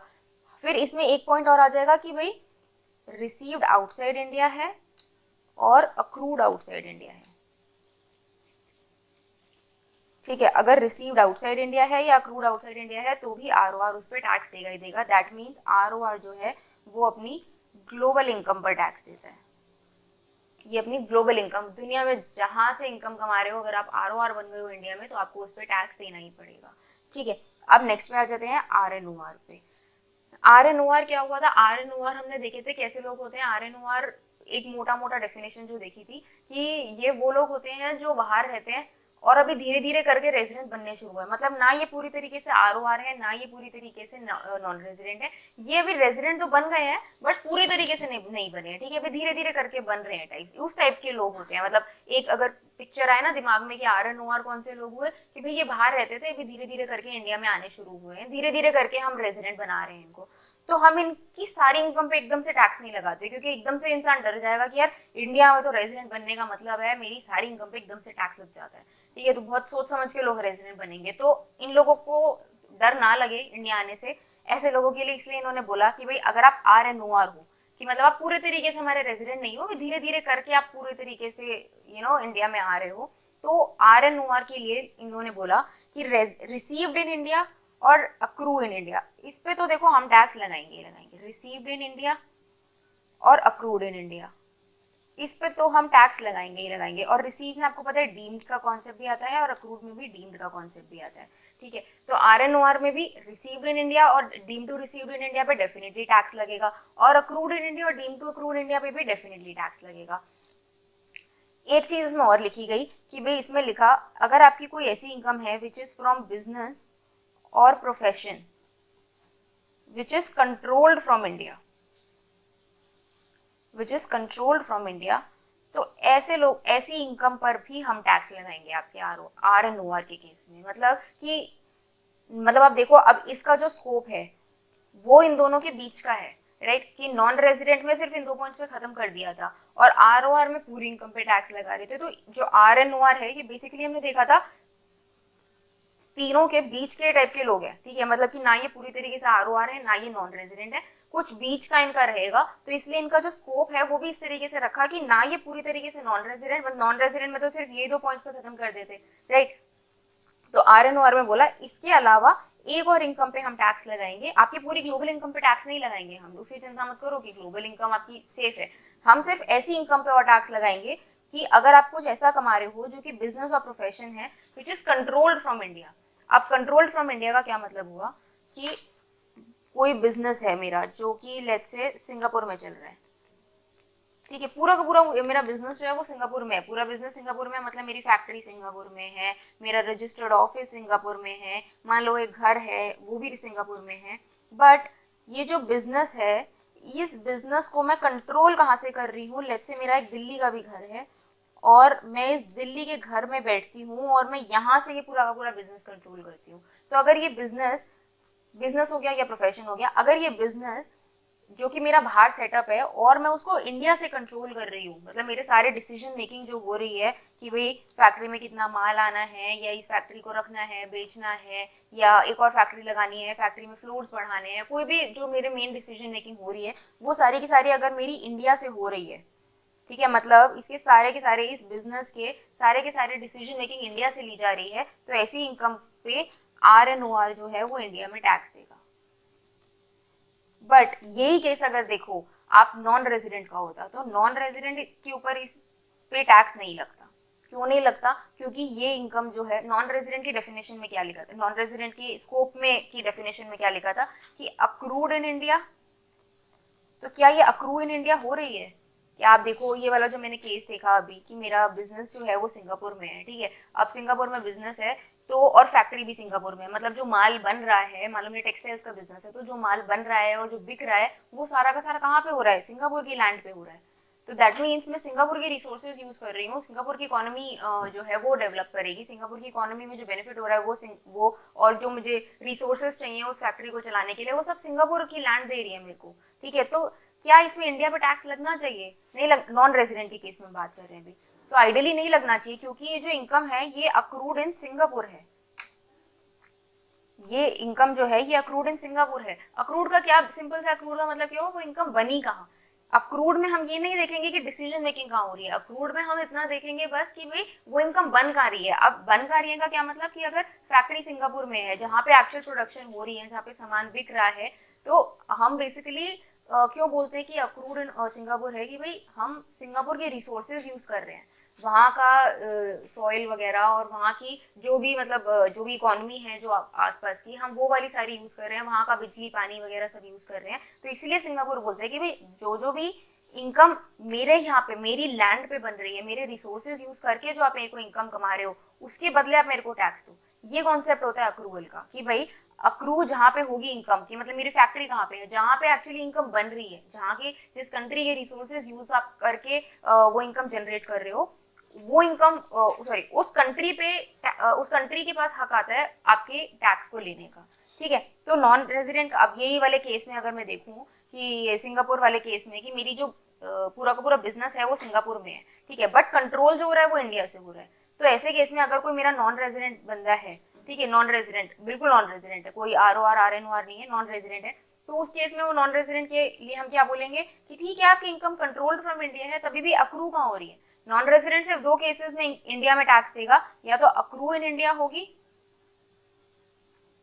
नॉन रेजिडेंट के लिए हमने देखा था इंडिया का जो स्कोप होगा वो क्या होगा, या तो अक्रू इन इंडिया होगा या फिर रिसीव्ड इन इंडिया होगा।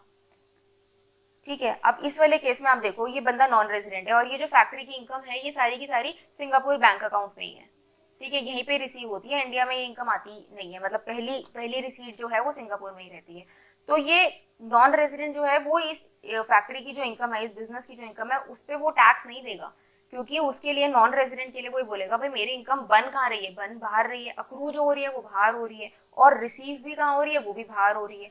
तो इंडिया का कोई लेना देना नहीं है इस इनकम से, चाहे आपका ये बिजनेस इंडिया से कंट्रोल हो रहा हो, तभी भी क्योंकि मैं नॉन रेजिडेंट हूँ, मेरे लिए सिर्फ दो कंडीशन लगती हैं, विच इज अक्रूवल या फिर रिसीव्ड इन इंडिया। इन दोनों कंडीशंस में आप फॉल नहीं कर रहे हो, तो इसलिए नॉन रेजिडेंट इस इनकम पे टैक्स नहीं देगा। बट ये अगर आप RNOR हो जाते हो, तो RNOR में हम बोलेंगे कि भाई ऐसा बिजनेस जो कि आप इंडिया से कंट्रोल कर रहे हो, उस पर आप मेरे को टैक्स दो, मतलब उस पर इंडिया में फिर टैक्स लग जाएगा। ठीक है, उसमें अब आप बोलोगे कि क्या उसमें सिंगापुर में भी टैक्स लगेगा, हाँ उसमें सिंगापुर में भी टैक्स लगेगा। वो फिर अब एक देखो एक नेक्स्ट कॉन्सेप्ट हो जाता है कि उसमें फिर इनकम पे डबल इनकम, जो इनकम दो जगह टैक्स होती है उसमें फिर रिलीफ कैसे मिलता है, वो एक फाइनल का कॉन्सेप्ट है, वो भी हम नहीं देख रहे। अभी हम सिर्फ इंडिया के परस्पेक्टिव से बात कर रहे हैं कि इंडिया में अगर कोई बंदा RNOR है तो उसके स्कोप में एक चीज और बढ़ा देते हैं, which is business and profession controlled from India. तो अगर कोई भी ऐसा बिजनेस या प्रोफेशन है जो कि इंडिया से कंट्रोल हो रहा है, तो उस पर भी RNOR जो है वो इंडिया में टैक्स देगा। ठीक है, तो अब एक बार इसको रिवाइज करते हैं, फिर इसके नोट्स पे चलते हैं। हमने देखा कि अगर कोई ROR है तो उसकी ग्लोबल इनकम पे टैक्स लगेगा। ग्लोबल इनकम पे टैक्स लगेगा का क्या मतलब हुआ, income received in India, receive के साथ आप समझ लेना डीम्ड भी है, ठीक है, इनकम अक्रूड इन इंडिया, ठीक है, plus deem to accrue in India, या फिर इनकम रिसीव्ड आउटसाइड इंडिया और इनकम अक्रूड आउटसाइड इंडिया। ठीक है, ROR के लिए हमने देखा पूरी उसकी हर इनकम पे टैक्स लग जाएगा। फिर हमने देखा RNOR के लिए हमने क्या बोला कि भाई आप अपनी तीन तरीके की इनकम पे टैक्स दो, income which is received in India या deem to received in India, income which accrues in India, accrual in India, या deemed to accrue in India, और तीसरा income from any business and profession which is controlled from India. ठीक है, तो ये हमने तीन स्कोप RNOR के डिफाइन करे। फिर हमने बोला नॉन रेजिडेंट किस किस पे टैक्स देगा, नॉन रेजिडेंट सिर्फ दो तरीके की इनकम पे टैक्स देगा, income which is received in India या deem to be received in India, और income which accrues in India और deemed to accrue in India. ठीक है, तो RNOR जो है वो सिर्फ इन दो केसेस में टैक्स देगा। ठीक है, तो ये हमारा पूरा स्कोप ऑफ इनकम हो जाता है। स्कोप ऑफ इनकम जो हमारा सेक्शन था सेक्शन 5, वो पूरा का पूरा सिर्फ यही बोलता है कि भाई रेजिडेंशियल स्टेटस की वजह से, आपने देखा जैसे ही आपका रेजिडेंशियल स्टेटस डिटरमिन हुआ आपकी स्कोप ऑफ इनकम बदल गई। तो स्कोप ऑफ इनकम किस चीज पर डिटरमिन कर रहा है कि भाई आपका रेजिडेंशियल स्टेटस क्या है। जैसे आपने रेजिडेंशियल स्टेटस डिफाइन किया, फिर हम देखेंगे कि आपकी कौन सी इनकम पे इंडिया टैक्स लगा सकती है और कौन सी इनकम पे इंडिया टैक्स नहीं लगा सकती है।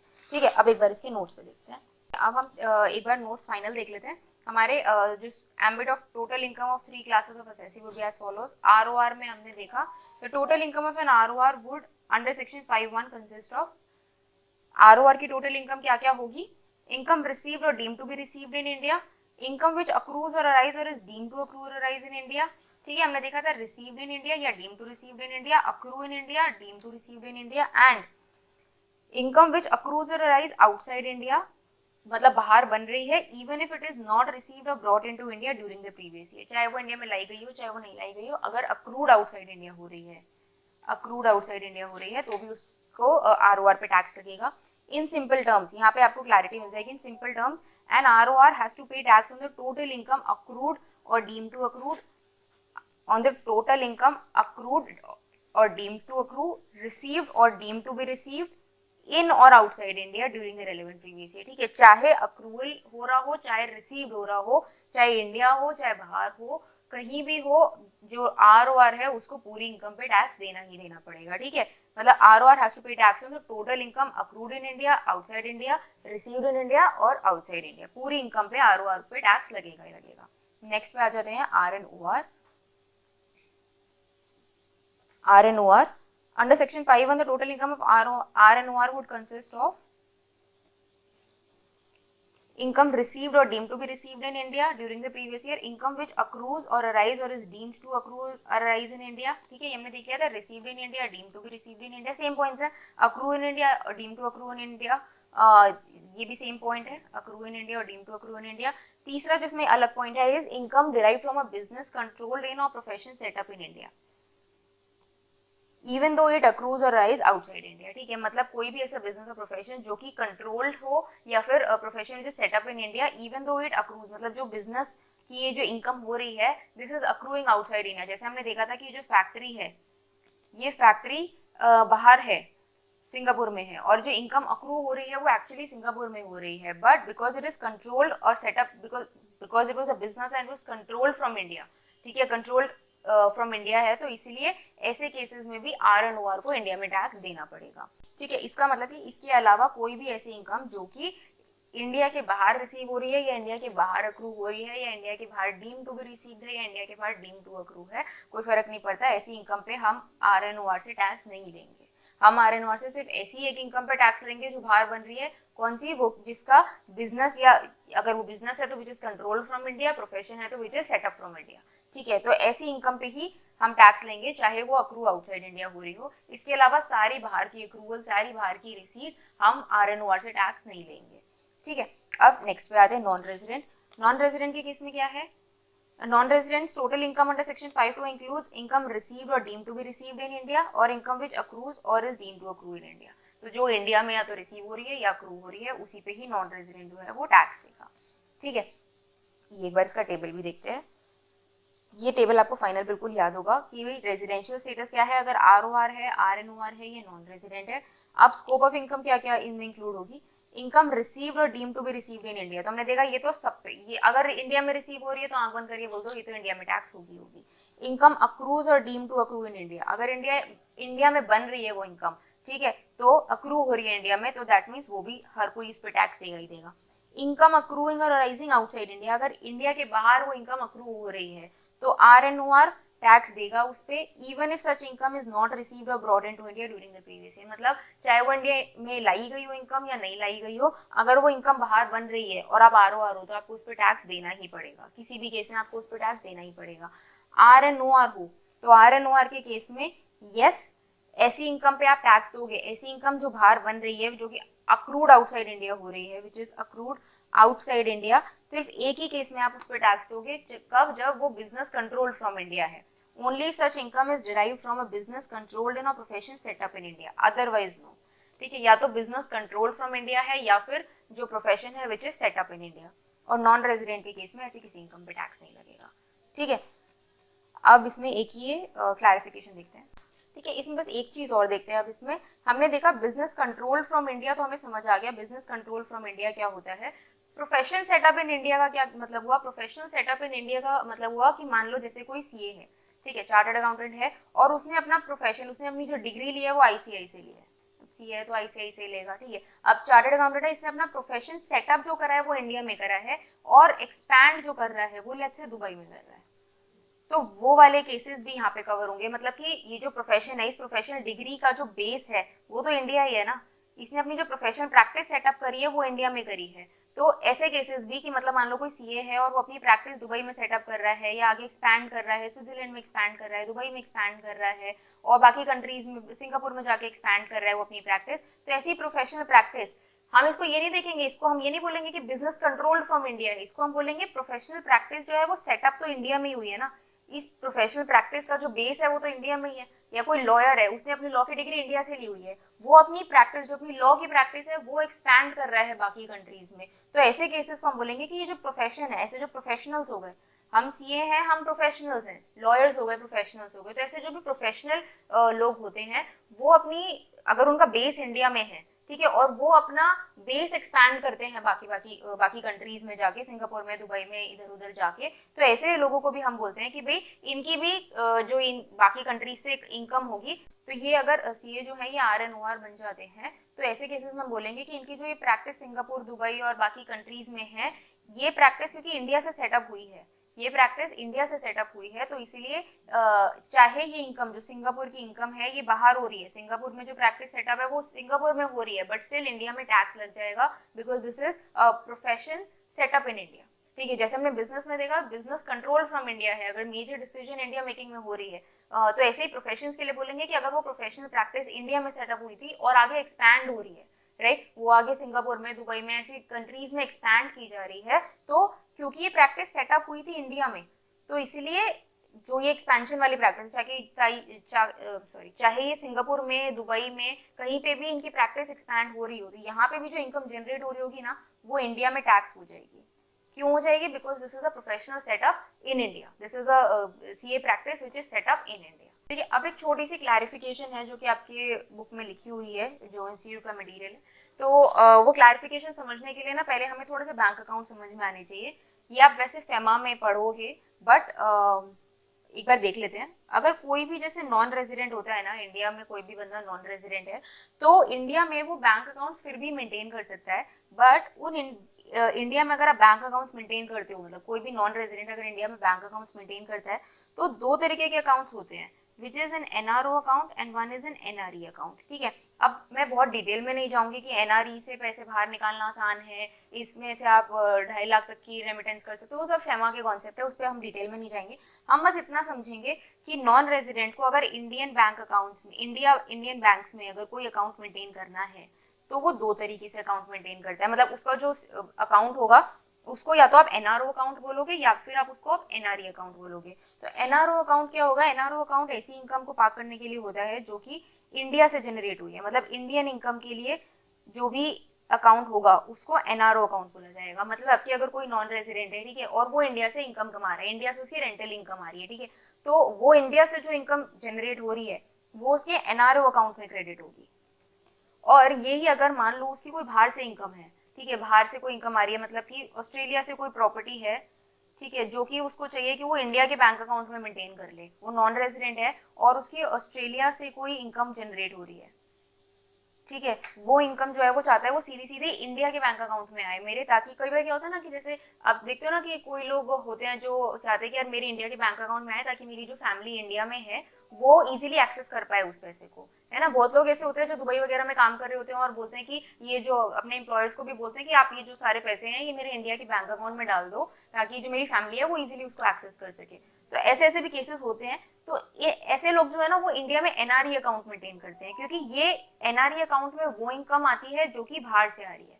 तो NRO अकाउंट में हो गया जो इंडिया से जो इनकम जनरेट हो रही है, और NRE अकाउंट तो ऐसा हो गया जो कि बाहर से इनकम आ रही है, दुबई से अगर कोई इनकम आ रही है तो उसको हम NRE अकाउंट में डालेंगे। इसको बोलते हैं नॉन रेजिडेंट ऑर्डिनरी अकाउंट। ठीक है, तो बस अभी इतना समझना है कि नॉन रेजिडेंट अगर इंडिया में कोई बैंक अकाउंट मेंटेन करता है तो वो दो तरीके से कर सकता है, एक हो गया NRO अकाउंट, एक हो गया NRE अकाउंट। NRO अकाउंट ऐसे उस चीज के लिए होता है कि आप इंडिया से जो इनकम कमा रहे हो वो NRO अकाउंट में जाए, और NRE क्या होता है? NRE account, NRE external account होता है, ये नॉन रेजिडेंट एक्सटर्नल अकाउंट, ये बाहर की इनकम को इंडिया में लाने के लिए, कि मतलब ऑस्ट्रेलिया से अगर कोई इनकम आ रही है, दुबई से कोई इनकम आ रही है, तो वो नॉन रेजिडेंट के NRE अकाउंट में जाएगी। ठीक है, इसके अपने रूल्स एंड रेगुलेशंस होते हैं। फेमा में आप देखोगे प्रॉपर रूल्स एंड रेगुलेशंस लिखे हैं, कहाँ से पैसा कितना इजीली बाहर ले जा सकते हो, NRO से इतना पैसा ले जा सकते हो, NRE से इतना ले जा सकते हो। अभी हम उसमें नहीं जाएंगे। ठीक है, अब हमने देखा NRE अकाउंट। अब ये देखो NRE अकाउंट, हम इतनी देर से बात कर रहे थे कि अगर मान लो ये हमने देखा कि मेरी ऑस्ट्रेलिया से रेंटल इनकम आ रही है, ठीक है, रेंटल इनकम आ रही है, और मैंने उसको बोला, मतलब मैं हूँ non resident, I am Miss A, ठीक है, मैं बाहर हूँ, I am a non resident, और मैंने अपने जो रेंट पे कर रहे थे, जो टेनेंट थे, मैंने उनको बोला तुम एक काम करो, मेरे इंडिया में एक बैंक अकाउंट है, तुम उसमें पैसे डाल दो, सीधा सीधा सबसे पहले तुम उसी में पैसे डालो। ऐसा नहीं बोला मैंने उसको कि तुम मेरे ऑस्ट्रेलिया के अकाउंट में पैसे डालो और फिर मैं उसको इंडिया के बैंक अकाउंट में डालूंगी, नहीं, मैंने उसको सीधा सीधा ये बोला कि भाई आप जो टेनेंट है, आप सीधी सीधी वो जो इनकम है, मेरी रेंटल इनकम है, वो कहाँ पे डालो, मेरे एनआरई अकाउंट में डालो, मेरे इंडिया के बैंक अकाउंट में डालो। ठीक है, तो अब पहली रिसीट कहाँ हुई उस इनकम की, इंडिया के बैंक अकाउंट में हुई, इंडिया के अकाउंट में हुई। उस अकाउंट का नाम क्या था, एनआरई अकाउंट। ठीक है, तो ये तो सिर्फ मतलब ये सिर्फ नॉमेनक्लेचर है। हम बोलेंगे क्या, हम टैक्स की टर्म्स में क्या बोलेंगे कि हमारे मेरी सबसे पहले इनकम कहाँ रिसीव हुई, मेरी बाहर से एक इनकम आई और मैंने उसको इंडिया में रिसीव किया। इंडिया में रिसीव क्यों किया, क्योंकि मेरे इंडिया के बैंक अकाउंट में रिसीव हुई वो। अब ये बैंकिंग सिस्टम ऐसा है, हमारा लॉ वगैरह का जो नॉमेनक्लेचर है वो बोलता है एनआरओ एनआरई, बट बोलेंगे क्या इसको, हम इसको बोलेंगे कि मेरी ऑस्ट्रेलिया से अगर कोई इनकम आ रही है और मैं नॉन रेजिडेंट हूँ और इंडियन बैंक अकाउंट में आ रही है, तो मैं उसको बोलूंगी मेरे एनआरई अकाउंट में आ रही है। तो दैट मीन्स वो मेरे एनआरई अकाउंट में आ गई, एनआरई अकाउंट में क्रेडिट हो गई, तो मैं इसको क्या बोलूंगी, this income is received in India. ठीक है, समझ आया कि ये रिसीव्ड इन इंडिया कैसे हुई, रिसीव्ड इन इंडिया इसलिए हुई क्योंकि सबसे पहले इनकम कहाँ क्रेडिट हुई, मेरे इंडिया के बैंक अकाउंट में हुई, और उस बैंक अकाउंट का नाम क्या है, मेरा एनआरई अकाउंट।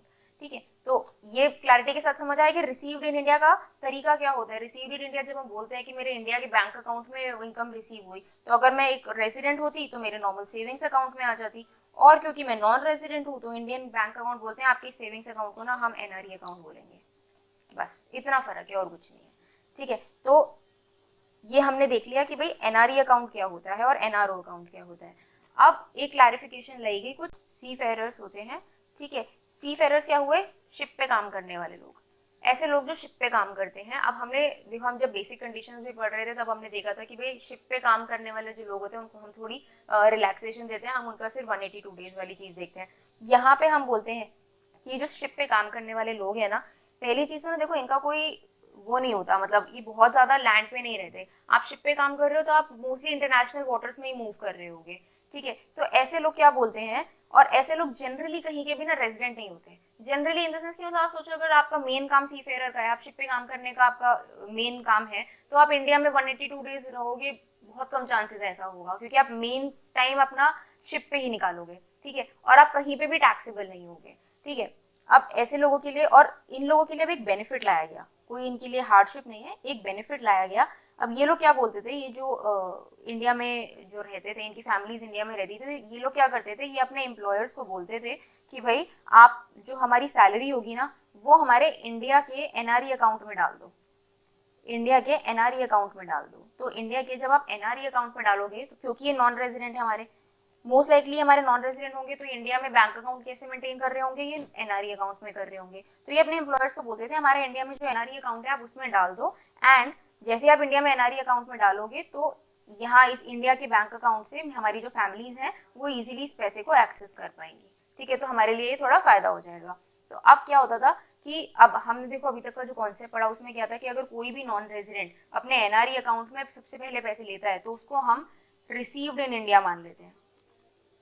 ठीक है, रिसीव्ड इन इंडिया हो गया ये पैसा, ऑल्दो ये बंदा नॉन रेजिडेंट था, बट स्टिल ये पैसा जो है रिसीव्ड इन इंडिया हो गया, एंड अकॉर्डिंगली इस पे इंडिया टैक्स लगा देती थी।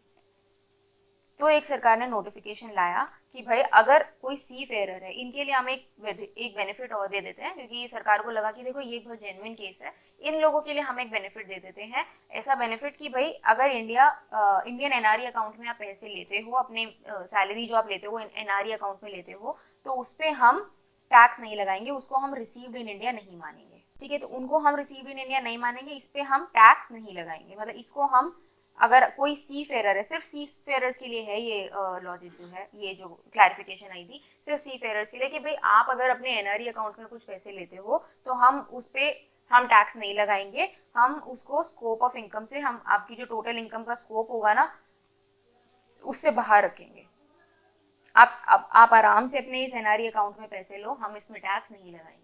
ठीक है, ये एक चीज ध्यान रखनी है बस कि अगर कोई नॉन रेजिडेंट सी फेयरर है, मतलब अगर कोई भी सी फेयरर है जो कि बाहर पैसे कमा रहे हैं, मतलब इंटरनेशनल शिप्स में काम कर रहे हैं और बाहर पैसे कमा रहा है, और वो पैसे जो है वो इंडिया में ले रहा है, इंडियन एनआरई अकाउंट में लेता है, तो उसको हम स्कोप ऑफ इनकम में नहीं इंक्लूड करेंगे, उसको हम रिसीव्ड इन इंडिया नहीं मानेंगे, उसको हम ये बोलेंगे कि भाई तुम्हारा ये बाहर का पैसा है, आप इसको अपने पास रखो, इसको हम टैक्स फ्री रखेंगे, मतलब रिसीव्ड इन इंडिया में हम इस पे टैक्स नहीं लगाएंगे, ठीक है। तो एनआरई अकाउंट में अगर आप कुछ पैसे लेते हो तो उस पर हम टैक्स नहीं लगाएंगे, ठीक है। अब क्योंकि हमने स्कोप ऑफ इनकम समझ लिया है, हमने अक्रूवल, रिसीट और इन सब के कॉन्सेप्ट समझ लिए हैं, तो एक बार हम अपने डीम्ड रेजिडेंस वाले कॉन्सेप्ट पे जाते हैं, जो हमने डीम्ड रेजिडेंट पढ़ा था, ठीक है। जब हमने ये डीम्ड रेजिडेंट पढ़ा था और इसमें हमने देखा था, दो जगह देखा था वैसे तो, बट यहाँ डीम्ड रेजिडेंट पे पहले समझते हैं। हमने देखा था डीम्ड रेजिडेंट की 3 कंडीशंस होती है, एक बार याद करते हैं क्या क्या थी। डीम्ड रेजिडेंट हमने देखा था सेक्शन 6(1)(a) में कि भाई डीम्ड रेजिडेंट कौन होगा, ऐसा बंदा जो कि पहली चीज इंडियन सिटीजन है, ठीक है। दूसरा, he is not liable to tax anywhere, he is not liable to tax anywhere and by the reason of domicile और रेजिडेंस, ठीक है। मतलब अपने रेजिडेंस की वजह से वो कहीं पे भी टैक्स नहीं लग रहा है उसके ऊपर, क्योंकि वो कहीं और का रेजिडेंट नहीं बन रहा है, मतलब रेजिडेंसी की वजह से कहीं और उस पर टैक्स नहीं लग रहा है, ठीक है। तीसरा पॉइंट हमने इसमें देखा था कि उसकी income from Indian sources, income from Indian sources जो है that should be greater than 15 lakh, ठीक है। तो हमने देखा था इनकम फ्रॉम इंडियन सोर्सेज। अब उस टाइम पे हमने देखा था कि भाई हमारी इंडियन सोर्सेज का मतलब क्या हुआ, उस बंदे की total income minus income from foreign sources, ठीक है। ये थोड़ा सा टेक्निकल था और हमने बोला था कि अभी आप बस इसको इससे समझ लो कि उसकी इंडियन सोर्सेज से इनकम जो है वो 15 लाख से ज्यादा है। हमने बहुत डिटेल में डिस्कस नहीं किया था कि इसमें कौन कौन सी इनकम इंक्लूड होती है और कौन कौन सी नहीं होती है। तो अब एक बार हम वो देख लेते हैं कि इसमें कौन कौन सी इनकम इंक्लूड होगी और कौन कौन सी इनकम इंक्लूड नहीं होगी। तो इनकम फ्रॉम फॉरेन सोर्स मतलब टोटल इनकम ली हमने किसी भी इंसान की, हम यहाँ पे एक ऐसे इंसान की बात कर रहे हैं जो हमारा रेजिडेंट नहीं बना है। डीम्ड रेजिडेंट कब बनता था, चलिए ये भी एक बार देखते हैं। डीम्ड रेजिडेंट कब बनता था, सबसे पहले हम देखते थे वो रेजिडेंट है या नॉन रेजिडेंट है, ठीक है। अगर रेजिडेंट होता था फिर हम देखते थे ये ROR है या वो RNOR है,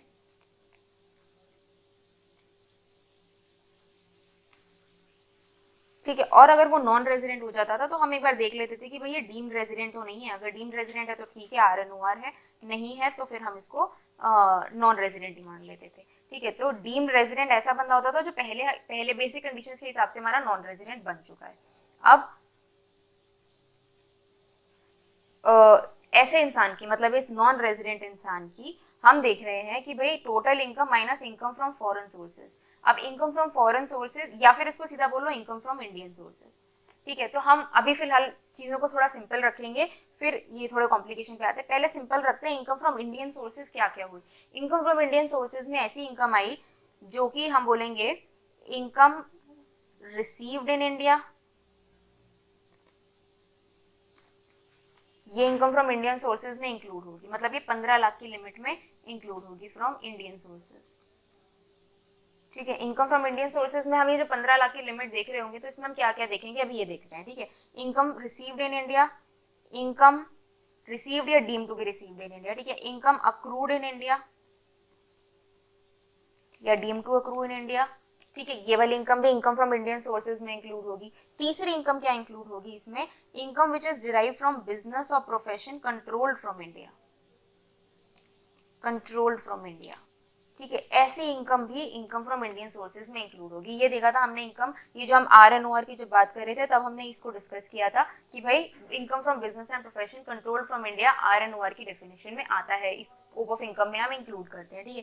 तो जब हम ये डीम्ड रेजिडेंसी की बात करेंगे और हम 15 लाख की लिमिट निकाल रहे होंगे ना, तब हमें ये चीजें तीनों चीजें इस 15 लाख की लिमिट में इंक्लूड करनी है कि भाई इंडिया से कौन कौन सी इनकम आप जनरेट कर रहे हो, मतलब इनकम इंडिया कौन कौन सी इनकम से रिलेट कर सकता है। तो कौन कौन सी इनकम इंडिया से आ रही है, ऐसी इनकम जो है तो इंडिया में मिली है, या ऐसी इनकम जो इंडिया में बनी है मतलब एक्रू इन इंडिया हुई है, या फिर ऐसी income which is from business or profession controlled from India, ठीक है। तो ऐसी ऐसी ये तीनों इनकम जो है ये हमारी इंक्लूड हो जाएंगी 15 लाख की लिमिट में। टोटल करके देख लेंगे, अगर ये मान लो ये 16 लाख आता है तो ये 15 लाख से ज्यादा हो जाएगा, डीम्ड रेजिडेंट हो जाएगा।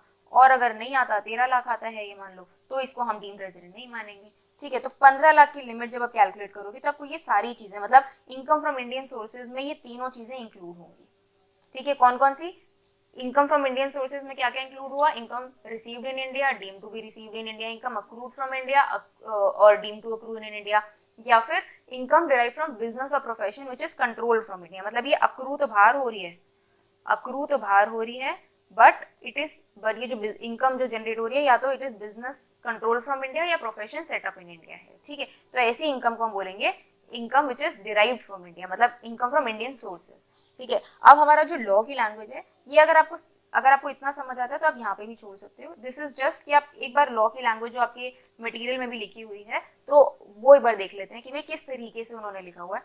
This is total income minus income from profession foreign sources is equal to income from Indian sources. मतलब हमने जो ये सिंपल तरीके से तीन चीजें देख ली हैं, इसको इन्होंने किस तरीके से लिखा है, जो लॉ में लिखा गया है, दैट इज आप अपनी टोटल इनकम निकालो और उसमें से income from foreign sources minus कर दो तो आपकी इनकम फ्रॉम इंडियन सोर्सेज आ जाएगी, ठीक है। अब फॉरेन सोर्सेज माइनस कर दो का क्या मतलब हुआ, आप देखो इसमें फॉरेन सोर्सेज माइनस कर दो का क्या मतलब हुआ, देखो एक बार लैंग्वेज पढ़ते हैं क्या है।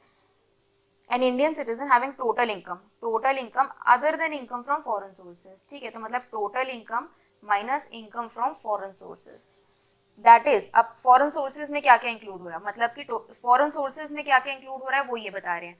फॉरेन सोर्सेज में क्या क्या इंक्लूड हुआ, इनकम विच अक्रूज और arise outside India, income which accrues और अराइज आउटसाइड इंडिया, ठीक है।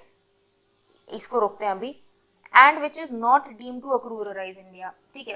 अक्रू आउटसाइड इंडिया हुआ and which is not deemed to accrue और अराइज इन इंडिया, मतलब हमने डीमिंग प्रोविजन में भी उसको इंडिया में नहीं माना है, ये भी ऐसी इनकम है जो कि बाहर ही जा रही है, मतलब income which is accrued outside India and deemed to accrue outside India only, मतलब इंडिया से इसका कोई लेना देना नहीं है इनकम का, एक्सेप्ट मतलब इसमें से फॉरेन सोर्सेज वाली में से माइनस करो क्या, income from a business controlled in a profession setup in India, मतलब जो बिजनेस या प्रोफेशन से इंडिया से जो कंट्रोल हो रहे हैं ऐसे बिजनेस और प्रोफेशन वो इस फॉरेन सोर्सेज में नहीं आएंगे, ठीक है। मतलब ये business or profession which is controlled from India है और ऐसी इनकम अक्रूड आउटसाइड इंडिया हो रही है, ठीक है। ऐसी इनकम अक्रूड आउटसाइड इंडिया हो रही है बट ये business or profession controlled from India है, तो ऐसे इनकम को, ऐसे अक्रूवल को भी आप इस इनकम फ्रॉम फॉरेन सोर्सेज में से माइनस करो। तो ये घुमा घुमा के ये जो चीजें बोल रहे हैं ये सिंपल इतना ही बोल रहे हैं कि भाई इनकम फ्रॉम इंडिया सोर्सेज ले लो और कौन कौन सी ले लो, income received in India, deem to be received in India, accrued in India, deem to accrue in India, और income from business or profession control from India, ठीक है। तो ये अब आपके जो डीम्ड रेजिडेंट के क्वेश्चन थे वो भी इसमें सॉल्व हो जाएंगे।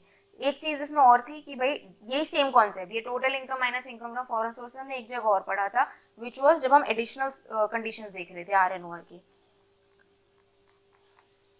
नहीं एडिशनल नहीं, बेसिक कंडीशंस देख रहे थे और आरएनओआर वो बन जाता था, विच वाज कि ऐसे लोग जब हमने बेसिक कंडीशंस देखी थी, तो इसको रिवाइज करते हैं क्या था, हमने देखा था अगर आप रेजिडेंट बनते हो तो आप बेसिक कंडीशंस कुछ फॉलो करते हो। बेसिक कंडीशंस हमने देखी थी दो होती हैं, 182 डेज वाली और 60 डेज वाली। फिर हमने देखा था इसकी कुछ एक्सेप्शंस होती हैं, इस वाली कंडीशन को हम नहीं लगाएंगे कुछ एक्सेप्शन केसेस में। दो एक्सेप्शन देखी थी, दो तरीके के लोग देखे थे, ऐसे लोग जो इंडिया के हैं, मतलब इंडियन सिटीजन्स हैं और इंडिया से बाहर जा रहे हैं, मतलब इंडिया में रहते थे और इंडिया से बाहर जा रहे हैं दो पर्पसेस के लिए, एम्प्लॉयमेंट के लिए और as a member of crew of an Indian ship. तो दोनों के लिए हमने बोला था ओनली 182 डेज की कंडीशंस आपको देखनी है, ठीक है। दूसरा हमने देखा था, दूसरा एक्सेप्शन क्या देखा था, इंडियन सिटीजन या फिर पर्सन ऑफ इंडियन ओरिजिन, ऐसे लोगों के लिए जो कि who are coming on a visit to India, मतलब जो लोग बाहर रहते हैं, दे स्टे आउटसाइड इंडिया और इंडिया में विजिट के लिए आ रहे हैं, हमेशा के लिए नहीं आ रहे हैं, सिर्फ विजिट के लिए आ रहे हैं। तो ऐसे लोगों को हमने तीन पार्ट्स में डिवाइड किया था कि भाई इनका स्टे इनके लिए, अच्छा हमने लॉ में क्या देखा था, हमने बोला था इनके लिए हम 160 डेज नहीं देखेंगे, इसके लिए हम 120 डेज और 365 days in immediately preceding 4 previous years, ये वाला देखेंगे। इनको हमने फिर दो पार्ट्स में डिवाइड कर दिया था कि भाई आपकी इनकम फ्रॉम इंडियन सोर्सेज जो है वो 15 लाख से कम है या 15 लाख से ज्यादा है, ठीक है। अगर इनकी इनकम फ्रॉम इंडियन सोर्सेज, अब देखो जब आप एग्जाम में लिखेंगे तो आई वुड रिक्वेस्ट यू कि अगर याद रहता है तो please income from Indian sources मत लिखो, जो लॉ में लिखा है ना total income minus income from foreign sources, अगर ये याद रह जाता है तो आई वुड रिक्वेस्ट यू कि आप ये लिखो। दिस लुक्स मोर कि हाँ आपने लॉ अच्छे से पढ़ा हुआ है, बट ठीक है अगर नहीं भी याद रहता है तो इनकम फ्रॉम इंडियन सोर्सेज भी लिख सकते हो, but this is much preferable, try and remember this कि हाँ ये याद रह जाए कि total income minus income from foreign sources जो है वो 15 लाख से कम है अगर, तो हम सिर्फ 182 डेज की कंडीशंस देखते थे। और यही हमने देखा था कि अगर हम 15 लाख से ज़्यादा है अगर ये इनकम फ्रॉम इंडियन सोर्सेज, तो हम इसमें फिर देखेंगे कि भाई फिर हम दो कंडीशंस लगा लेंगे, एक तो 182 डेज वाली और दूसरी जो 60 डेज थी इसको काट के हम 120 डेज कर देते थे, 120 days and 365 days in immediately preceding 4 previous years। ठीक है, तो अगर ये दोनों कंडीशंस हो जाती थी तो हम इसको बोल देते थे कि ये RNOR है, राइट। अब इनकम फ्रॉम इंडियन सोर्सेज वाली चीज हमने यहाँ पे भी देखी थी कि total income minus income from other sources, that is also the same concept जो अभी हम डीम्ड रेजिडेंट में करके आ रहे हैं कि ये जो इंडियन सोर्सेज की इनकम है इसमें हम क्या क्या इंक्लूड कर लेंगे। इसमें हम इंक्लूड कर लेंगे income received in India, income deemed to received in India, income accrued in India, deemed to accrue in India, या income which is control from business and profession in India. ठीक है, तो ये हमारा अब सारा का सारा कॉन्सेप्ट हो गया है। अब हमारी दो चीजें बची हैं विच इज हमें समझना है income deemed to be received in India क्या होती है, deemed to be received in India क्या होती है, और दूसरा हमें समझना है income which is deemed to accrue और अराइज इन इंडिया क्या होती है। ठीक है, बट उससे पहले क्वेश्चन देख लेते हैं। From the following particulars of income furnished by Mr. Anirudh pertaining to the year ending 31/3/26, compute the total income of for the assessment year 26-27 if he is a ROR, RNOR और non-resident। ठीक है, अब ये इस question से समझ आ जाएगा आपको ये क्वेश्चन करके कि आपको अभी तक क्या कॉन्सेप्ट समझ आया है या नहीं समझ आया। ठीक है, पहला पॉइंट है short term capital gains on sale of shares of an Indian company received in Germany. अब ये इनकम सबसे पहले देखो, जब भी आपको इस तरीके का कोई क्वेश्चन आए कि आपको ये बताना है कि रेजिडेंशियल स्टेटस आपको दिया हुआ है और उस इनकम को ये देखना है कि वो इनकम मतलब टैक्सेबल होगी या नहीं होगी, तो उसके लिए आपको क्या सबसे पहले क्या चीजें देखनी है, आपको ये देखना है क्या वो रिसीव्ड इन इंडिया है या वो अक्रूड इन इंडिया है। ये तो आपको देखने ही देखने हैं। अगर इसी में आंसर नो आ जाएगा तो आप बहुत इजीली फिर आप सेल थ्रू कर जाओगे। तो सबसे पहला पॉइंट ऐसे क्वेश्चंस में जहाँ पे रेजिडेंशियल स्टेटस एक बार को आ गया है और फिर उसके आगे स्कोप डिटरमिन करना है, तो आपको सबसे स्टार्ट ही इन दो चीजों से करना है कि क्या वो इनकम रिसीव्ड इन इंडिया है या अक्रूड इन इंडिया। अब इस केस में देखते हैं, हाँ इस केस में देखते हैं। सबसे पहले देखा short term capital gains on sale of shares of an Indian company received in Germany, तो रिसीव्ड इन इंडिया तो नहीं है, देखो रिसीव्ड इन इंडिया तो नहीं है, ये तो बाहर हो गया। अब देखते हैं अक्रूड इन इंडिया है यानी क्या इंडिया में बन रहा है ये इनकम जो जनरेट हुई है क्या ये इंडिया की इनकम है।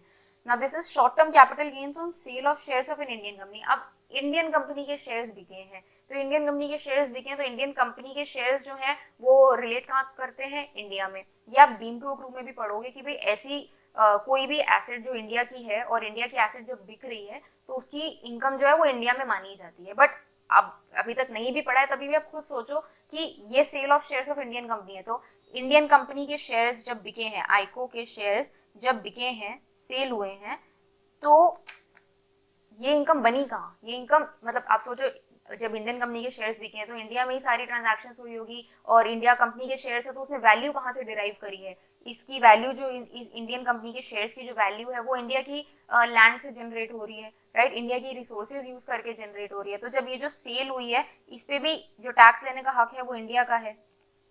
तो इसमें कोई दो राय होनी नहीं चाहिए कि भाई ये जो सेल हुई है इसका जो इनकम बनेगा वो सारा का सारा इनकम पे वो सारा का सारा अक्रूड इन इंडिया है या नहीं है, वो सारा का सारा डेफिनेटली अक्रूड इन इंडिया है।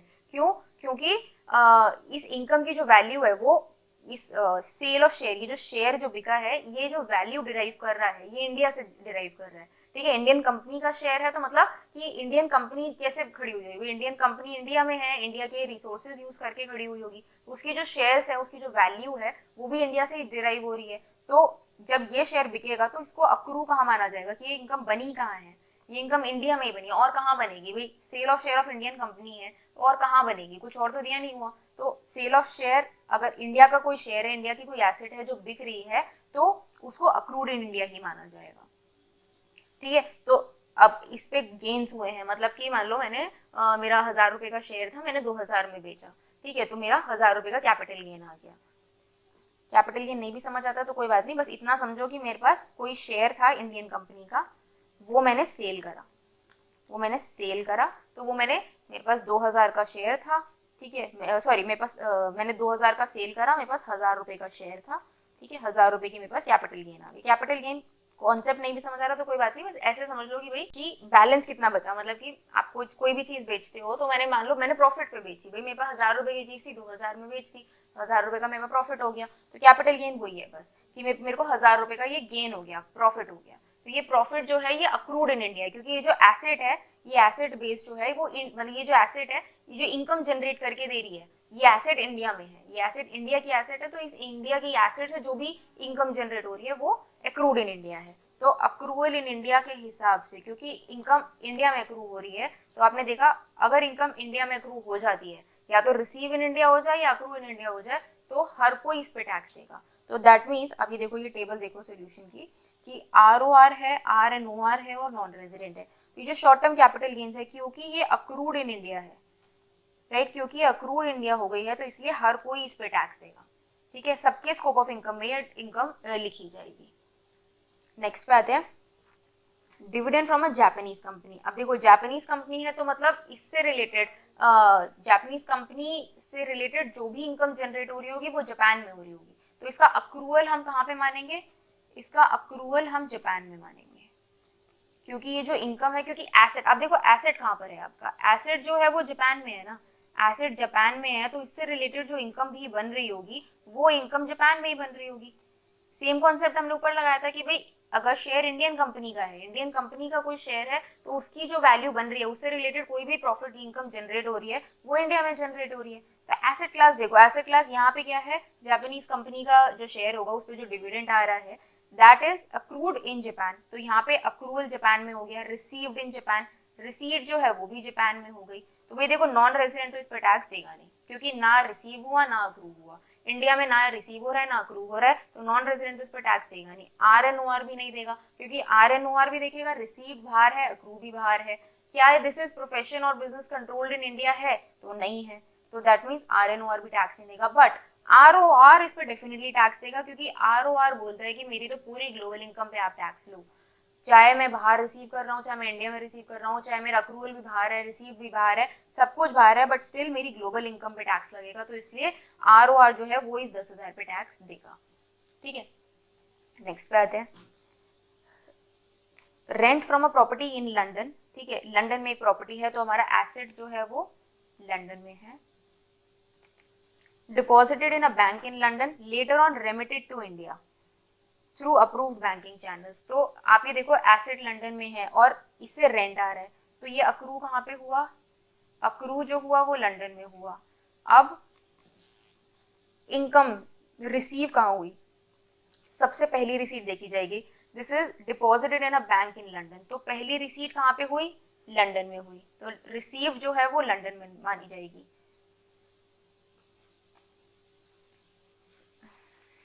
रिसीव जो है वो लंदन में मानी जाएगी, और चाहे वो पैसा वापस इंडिया में आ गया है कोई फर्क नहीं पड़ता, बट पहला ओकेजन देखते हैं रिसीट देखने के लिए कि पहली रिसीट कहाँ पे हो रही है, लंदन में हो रही है, चाहे वो पैसा इंडिया में आ गया है, आपने पूरा का पूरा पैसा इंडिया में यूज किया है, कोई फर्क नहीं पड़ता, हमें यहाँ पे सिर्फ देखना है, पहली चीज देखनी है अक्रू कहाँ पे हो रहा है और रिसीट कहाँ पे हो रहा है, तो अक्रू भी बाहर हो रहा है, रिसीट भी बाहर हो रही है, तो दैट मीन्स ना NR इस पे पैसे देगा, ना टैक्स देगा, ना RNOR इस पे टैक्स देगा, इस पे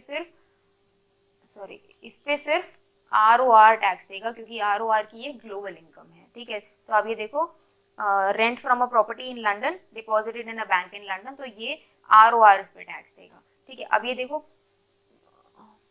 दिस इज 75,000 का ये रेंट था, ठीक है, बट इस पे हम जब हम हाउस प्रॉपर्टी पढ़ेंगे तब हम देखेंगे कि जब भी आपको रेंट इनकम रिसीव होती है तो उस पर हम टैक्स कैसे कैलकुलेट करते हैं, मतलब इनकम उस पर किस तरीके से लिखी जाती है, तो उस पर हम स्टैंडर्ड 30% का एक डिडक्शन लेते हैं, ये हम हाउस प्रॉपर्टी में सीखेंगे, अभी इसमें इतना दिमाग लगाने की जरूरत नहीं है, अभी हम बस इतना देख रहे हैं कि ये आएगा कहाँ कहाँ पे, ठीक है।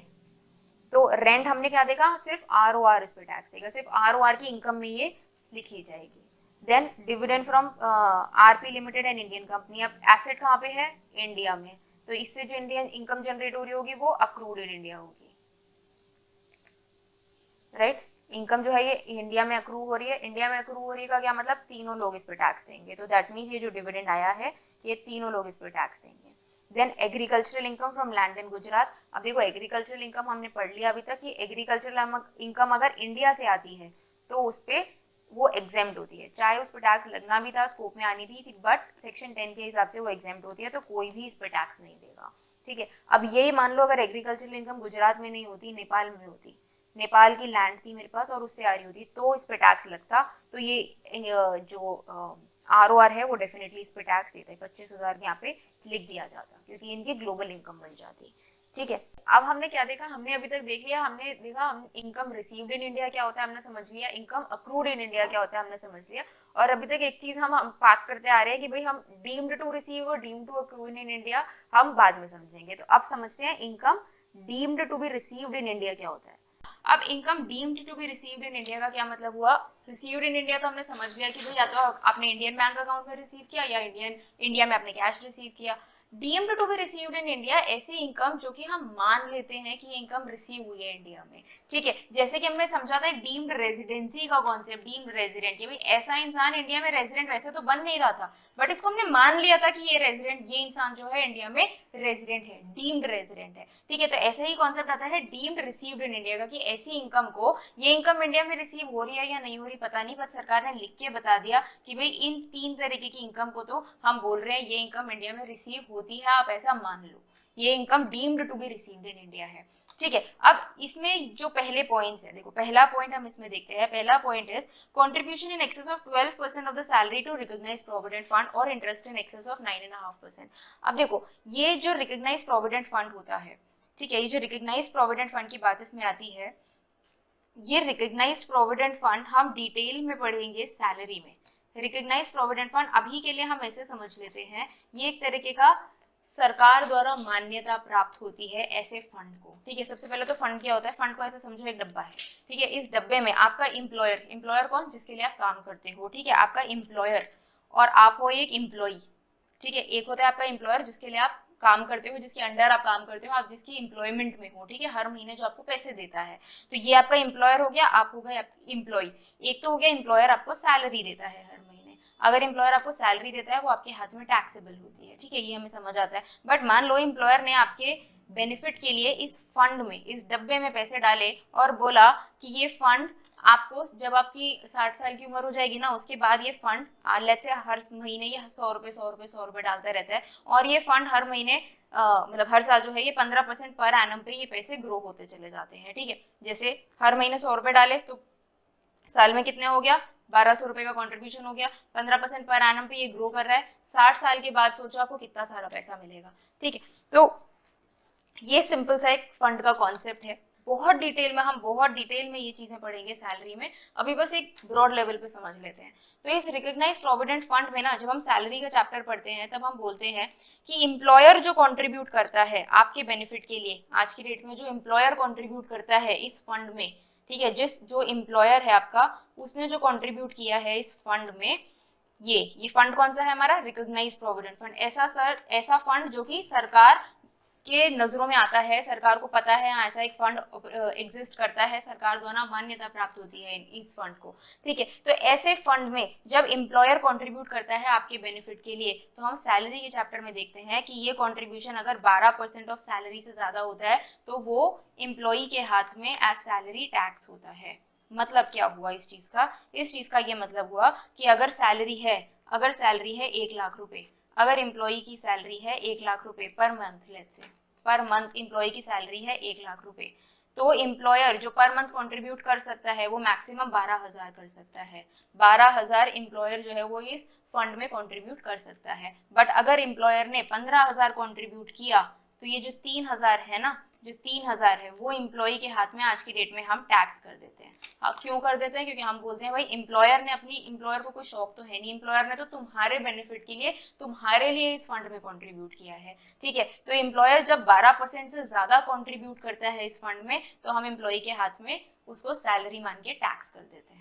ठीक है, अगर समझ आया अभी तो बहुत अच्छी बात है, नहीं आया तो आप इसको अभी के लिए छोड़ भी सकते हो, हम जब सैलरी पढ़ेंगे ना तब हम वापस आएंगे इसके ऊपर, तब हम बहुत डिटेल में पढ़ेंगे। तो अभी बस हमें ये समझना है कि ऐसे फंड में जब एम्प्लॉयर कंट्रीब्यूट करता है एम्प्लॉई के लिए, ठीक है, एम्प्लॉयर ने जब कंट्रीब्यूट किया अपने एम्प्लॉई के लिए, तो सरकार बोलती है कि एम्प्लॉयर सिर्फ 12% ऑफ सैलरी तक ही कंट्रीब्यूट कर सकता है। अगर उससे ज्यादा का उसने कंट्रीब्यूशन किया तो वो अलाउड नहीं है, वो हम सैलरी की तरह टैक्स कर देंगे। ये जो 12% तक का कंट्रीब्यूशन है इस पे हमें कोई टैक्स नहीं चाहिए, हमें कोई दिक्कत नहीं है। बट 12% के ऊपर कंट्रीब्यूट किया तो वो टैक्सेबल हो जाता है। तो रेजिडेंसी के चैप्टर में ही को रेलेवेंट है, क्योंकि हम बोलते हैं कि एम्प्लॉयर ने अगर ऐसे किसी फंड में कंट्रीब्यूट किया है तो 12% के ऊपर का जो अमाउंट है ना वो इंडिया में टैक्स होगा।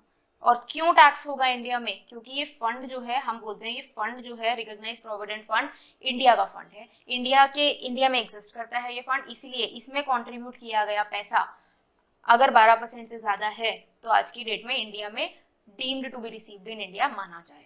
ठीक है, तो पहला पॉइंट हो गया कि अगर इस फंड में, इस रिकॉग्नाइज्ड प्रोविडेंट फंड में एम्प्लॉयर ने 12% के ऊपर कंट्रीब्यूट किया तो वो पैसा डीम्ड to be received in India माना जाएगा। कब? जब ये कंट्रीब्यूट किया गया है। लिखना क्यों जरूरी था? क्योंकि भाई है तो ये एक तरीके से एम्प्लॉयर और एम्प्लॉय की बीच की बात ना, है तो ये एम्प्लॉयर और एम्प्लॉय की बीच की बात। तो कोई भी बोल सकता है कि एम्प्लॉय को तो पैसे मिले ही नहीं आज की डेट में, जब एम्प्लॉय को आज की डेट में पैसे नहीं मिले तो आप टैक्स कैसे कर रहे हो? तो हम बोलेंगे नहीं, हमने स्पेसिफिकली लिख के बताया है कि अगर 12% के ऊपर का कंट्रीब्यूशन जाता है तो उसको हम एम्प्लॉय के हाथ में एज सैलरी टैक्स करेंगे और उसको deemed to be received in India मानेंगे आज की डेट में, क्योंकि आपने इस रिकॉग्नाइज्ड प्रोविडेंट फंड में हमारे बोले हुए अमाउंट से ज्यादा कंट्रीब्यूट किया है। ठीक है, तो 12% से ज्यादा अगर एम्प्लॉयर ने कंट्रीब्यूट किया इस फंड में तो वो इंडिया में टैक्सेबल माना जाता है।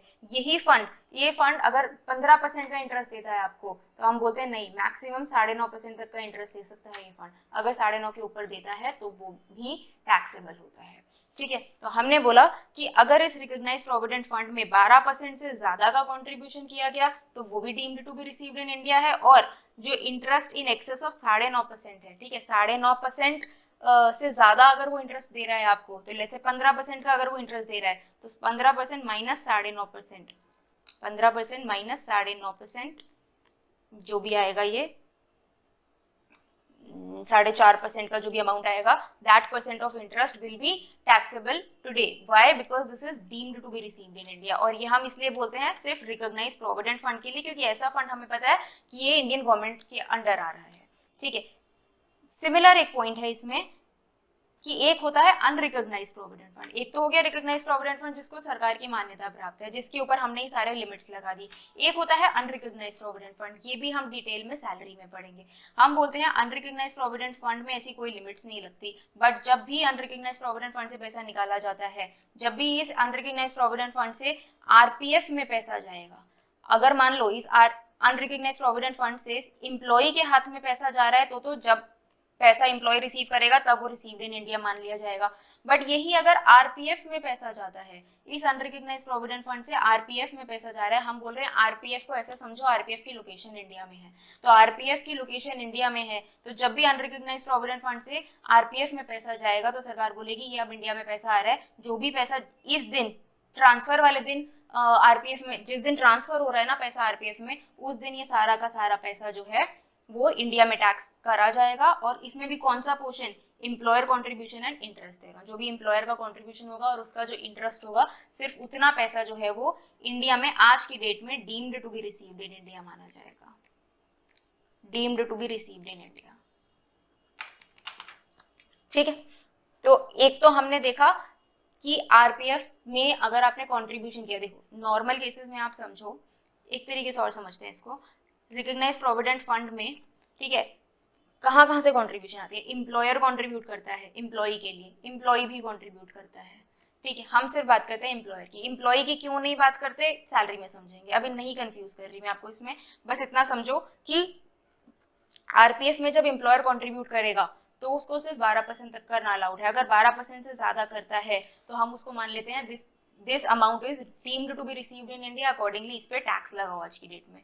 यही आरपीएफ अगर इंटरेस्ट जो देता है, ठीक है, वो 9.5% से ज्यादा का देता है, तो जितना ज्यादा देता है उस पर टैक्स लगाओ। ये दोनों लिमिट्स ना, सारी की सारी लिमिट्स आप सैलरी में बहुत डिटेल में समझोगे। ठीक है, तो अभी बस एक ओवरव्यू लेके चलो कि हम इसमें क्या क्या कवर करके चल रहे हैं।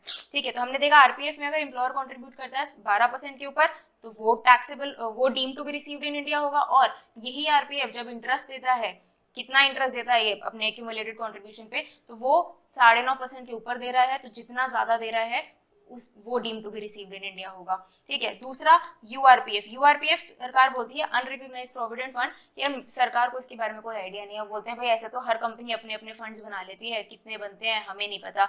जिस दिन इस यूआरपीएफ का पैसा आरपीएफ में आएगा ना, तो सरकार बोलती है कि इसमें जो भी पैसा एम्प्लॉयर कॉन्ट्रीब्यूशन का था और इंटरेस्ट का था, ठीक है, इंटरेस्ट का था और एम्प्लॉयर कॉन्ट्रीब्यूशन, मतलब एम्प्लॉयर ने जो जो भी पैसा भरा था इस यूआरपीएफ में, और वो जो एक्यूमुलेट हो गया आज की डेट में जो पैसा बन रहा है, वो जब आज की डेट में आरपीएफ में आएगा, तो जिस दिन वो आरपीएफ में आएगा उस दिन उसको भी deemed to be received in India मान लिया जाएगा। और ऐसा हम क्यों बोल रहे हैं, क्योंकि इसको इस तरीके से समझो कि हम आरपीएफ को बोलते हैं कि ये फंड इंडिया का है, ठीक है, ये सरकार द्वारा मान्यता प्राप्त है, सरकार को पता है, सरकार अब बोलती है अब मेरे हिस्से में अब ये हमारे पास पैसा आ रहा है एक तरीके से, ठीक है, चाहे ये यूआरपीएफ भी इंडिया में हो, बट हम फिलहाल ये बोलते हैं कि जब इस यूआरपीएफ से आरपीएफ में पैसा जाएगा तब हम इसको मानेंगे कि ये deemed to be received in India है। ठीक है, ये हो गया deemed to be received in India. Similar एक कॉन्सेप्ट आता है एनपीएस का, नेशनल पेंशन स्कीम का।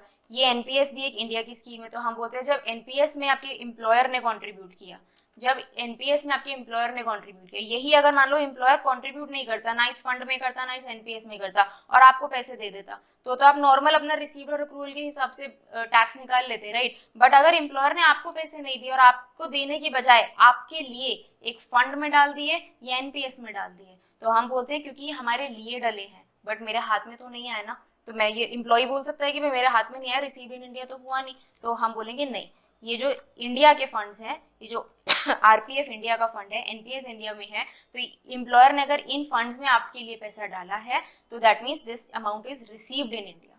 ठीक है, तो जो नेक्स्ट पॉइंट है हमारा ये पेंशन स्कीम एनपीएस वाला under section 80 CCD, this is an NPS scheme.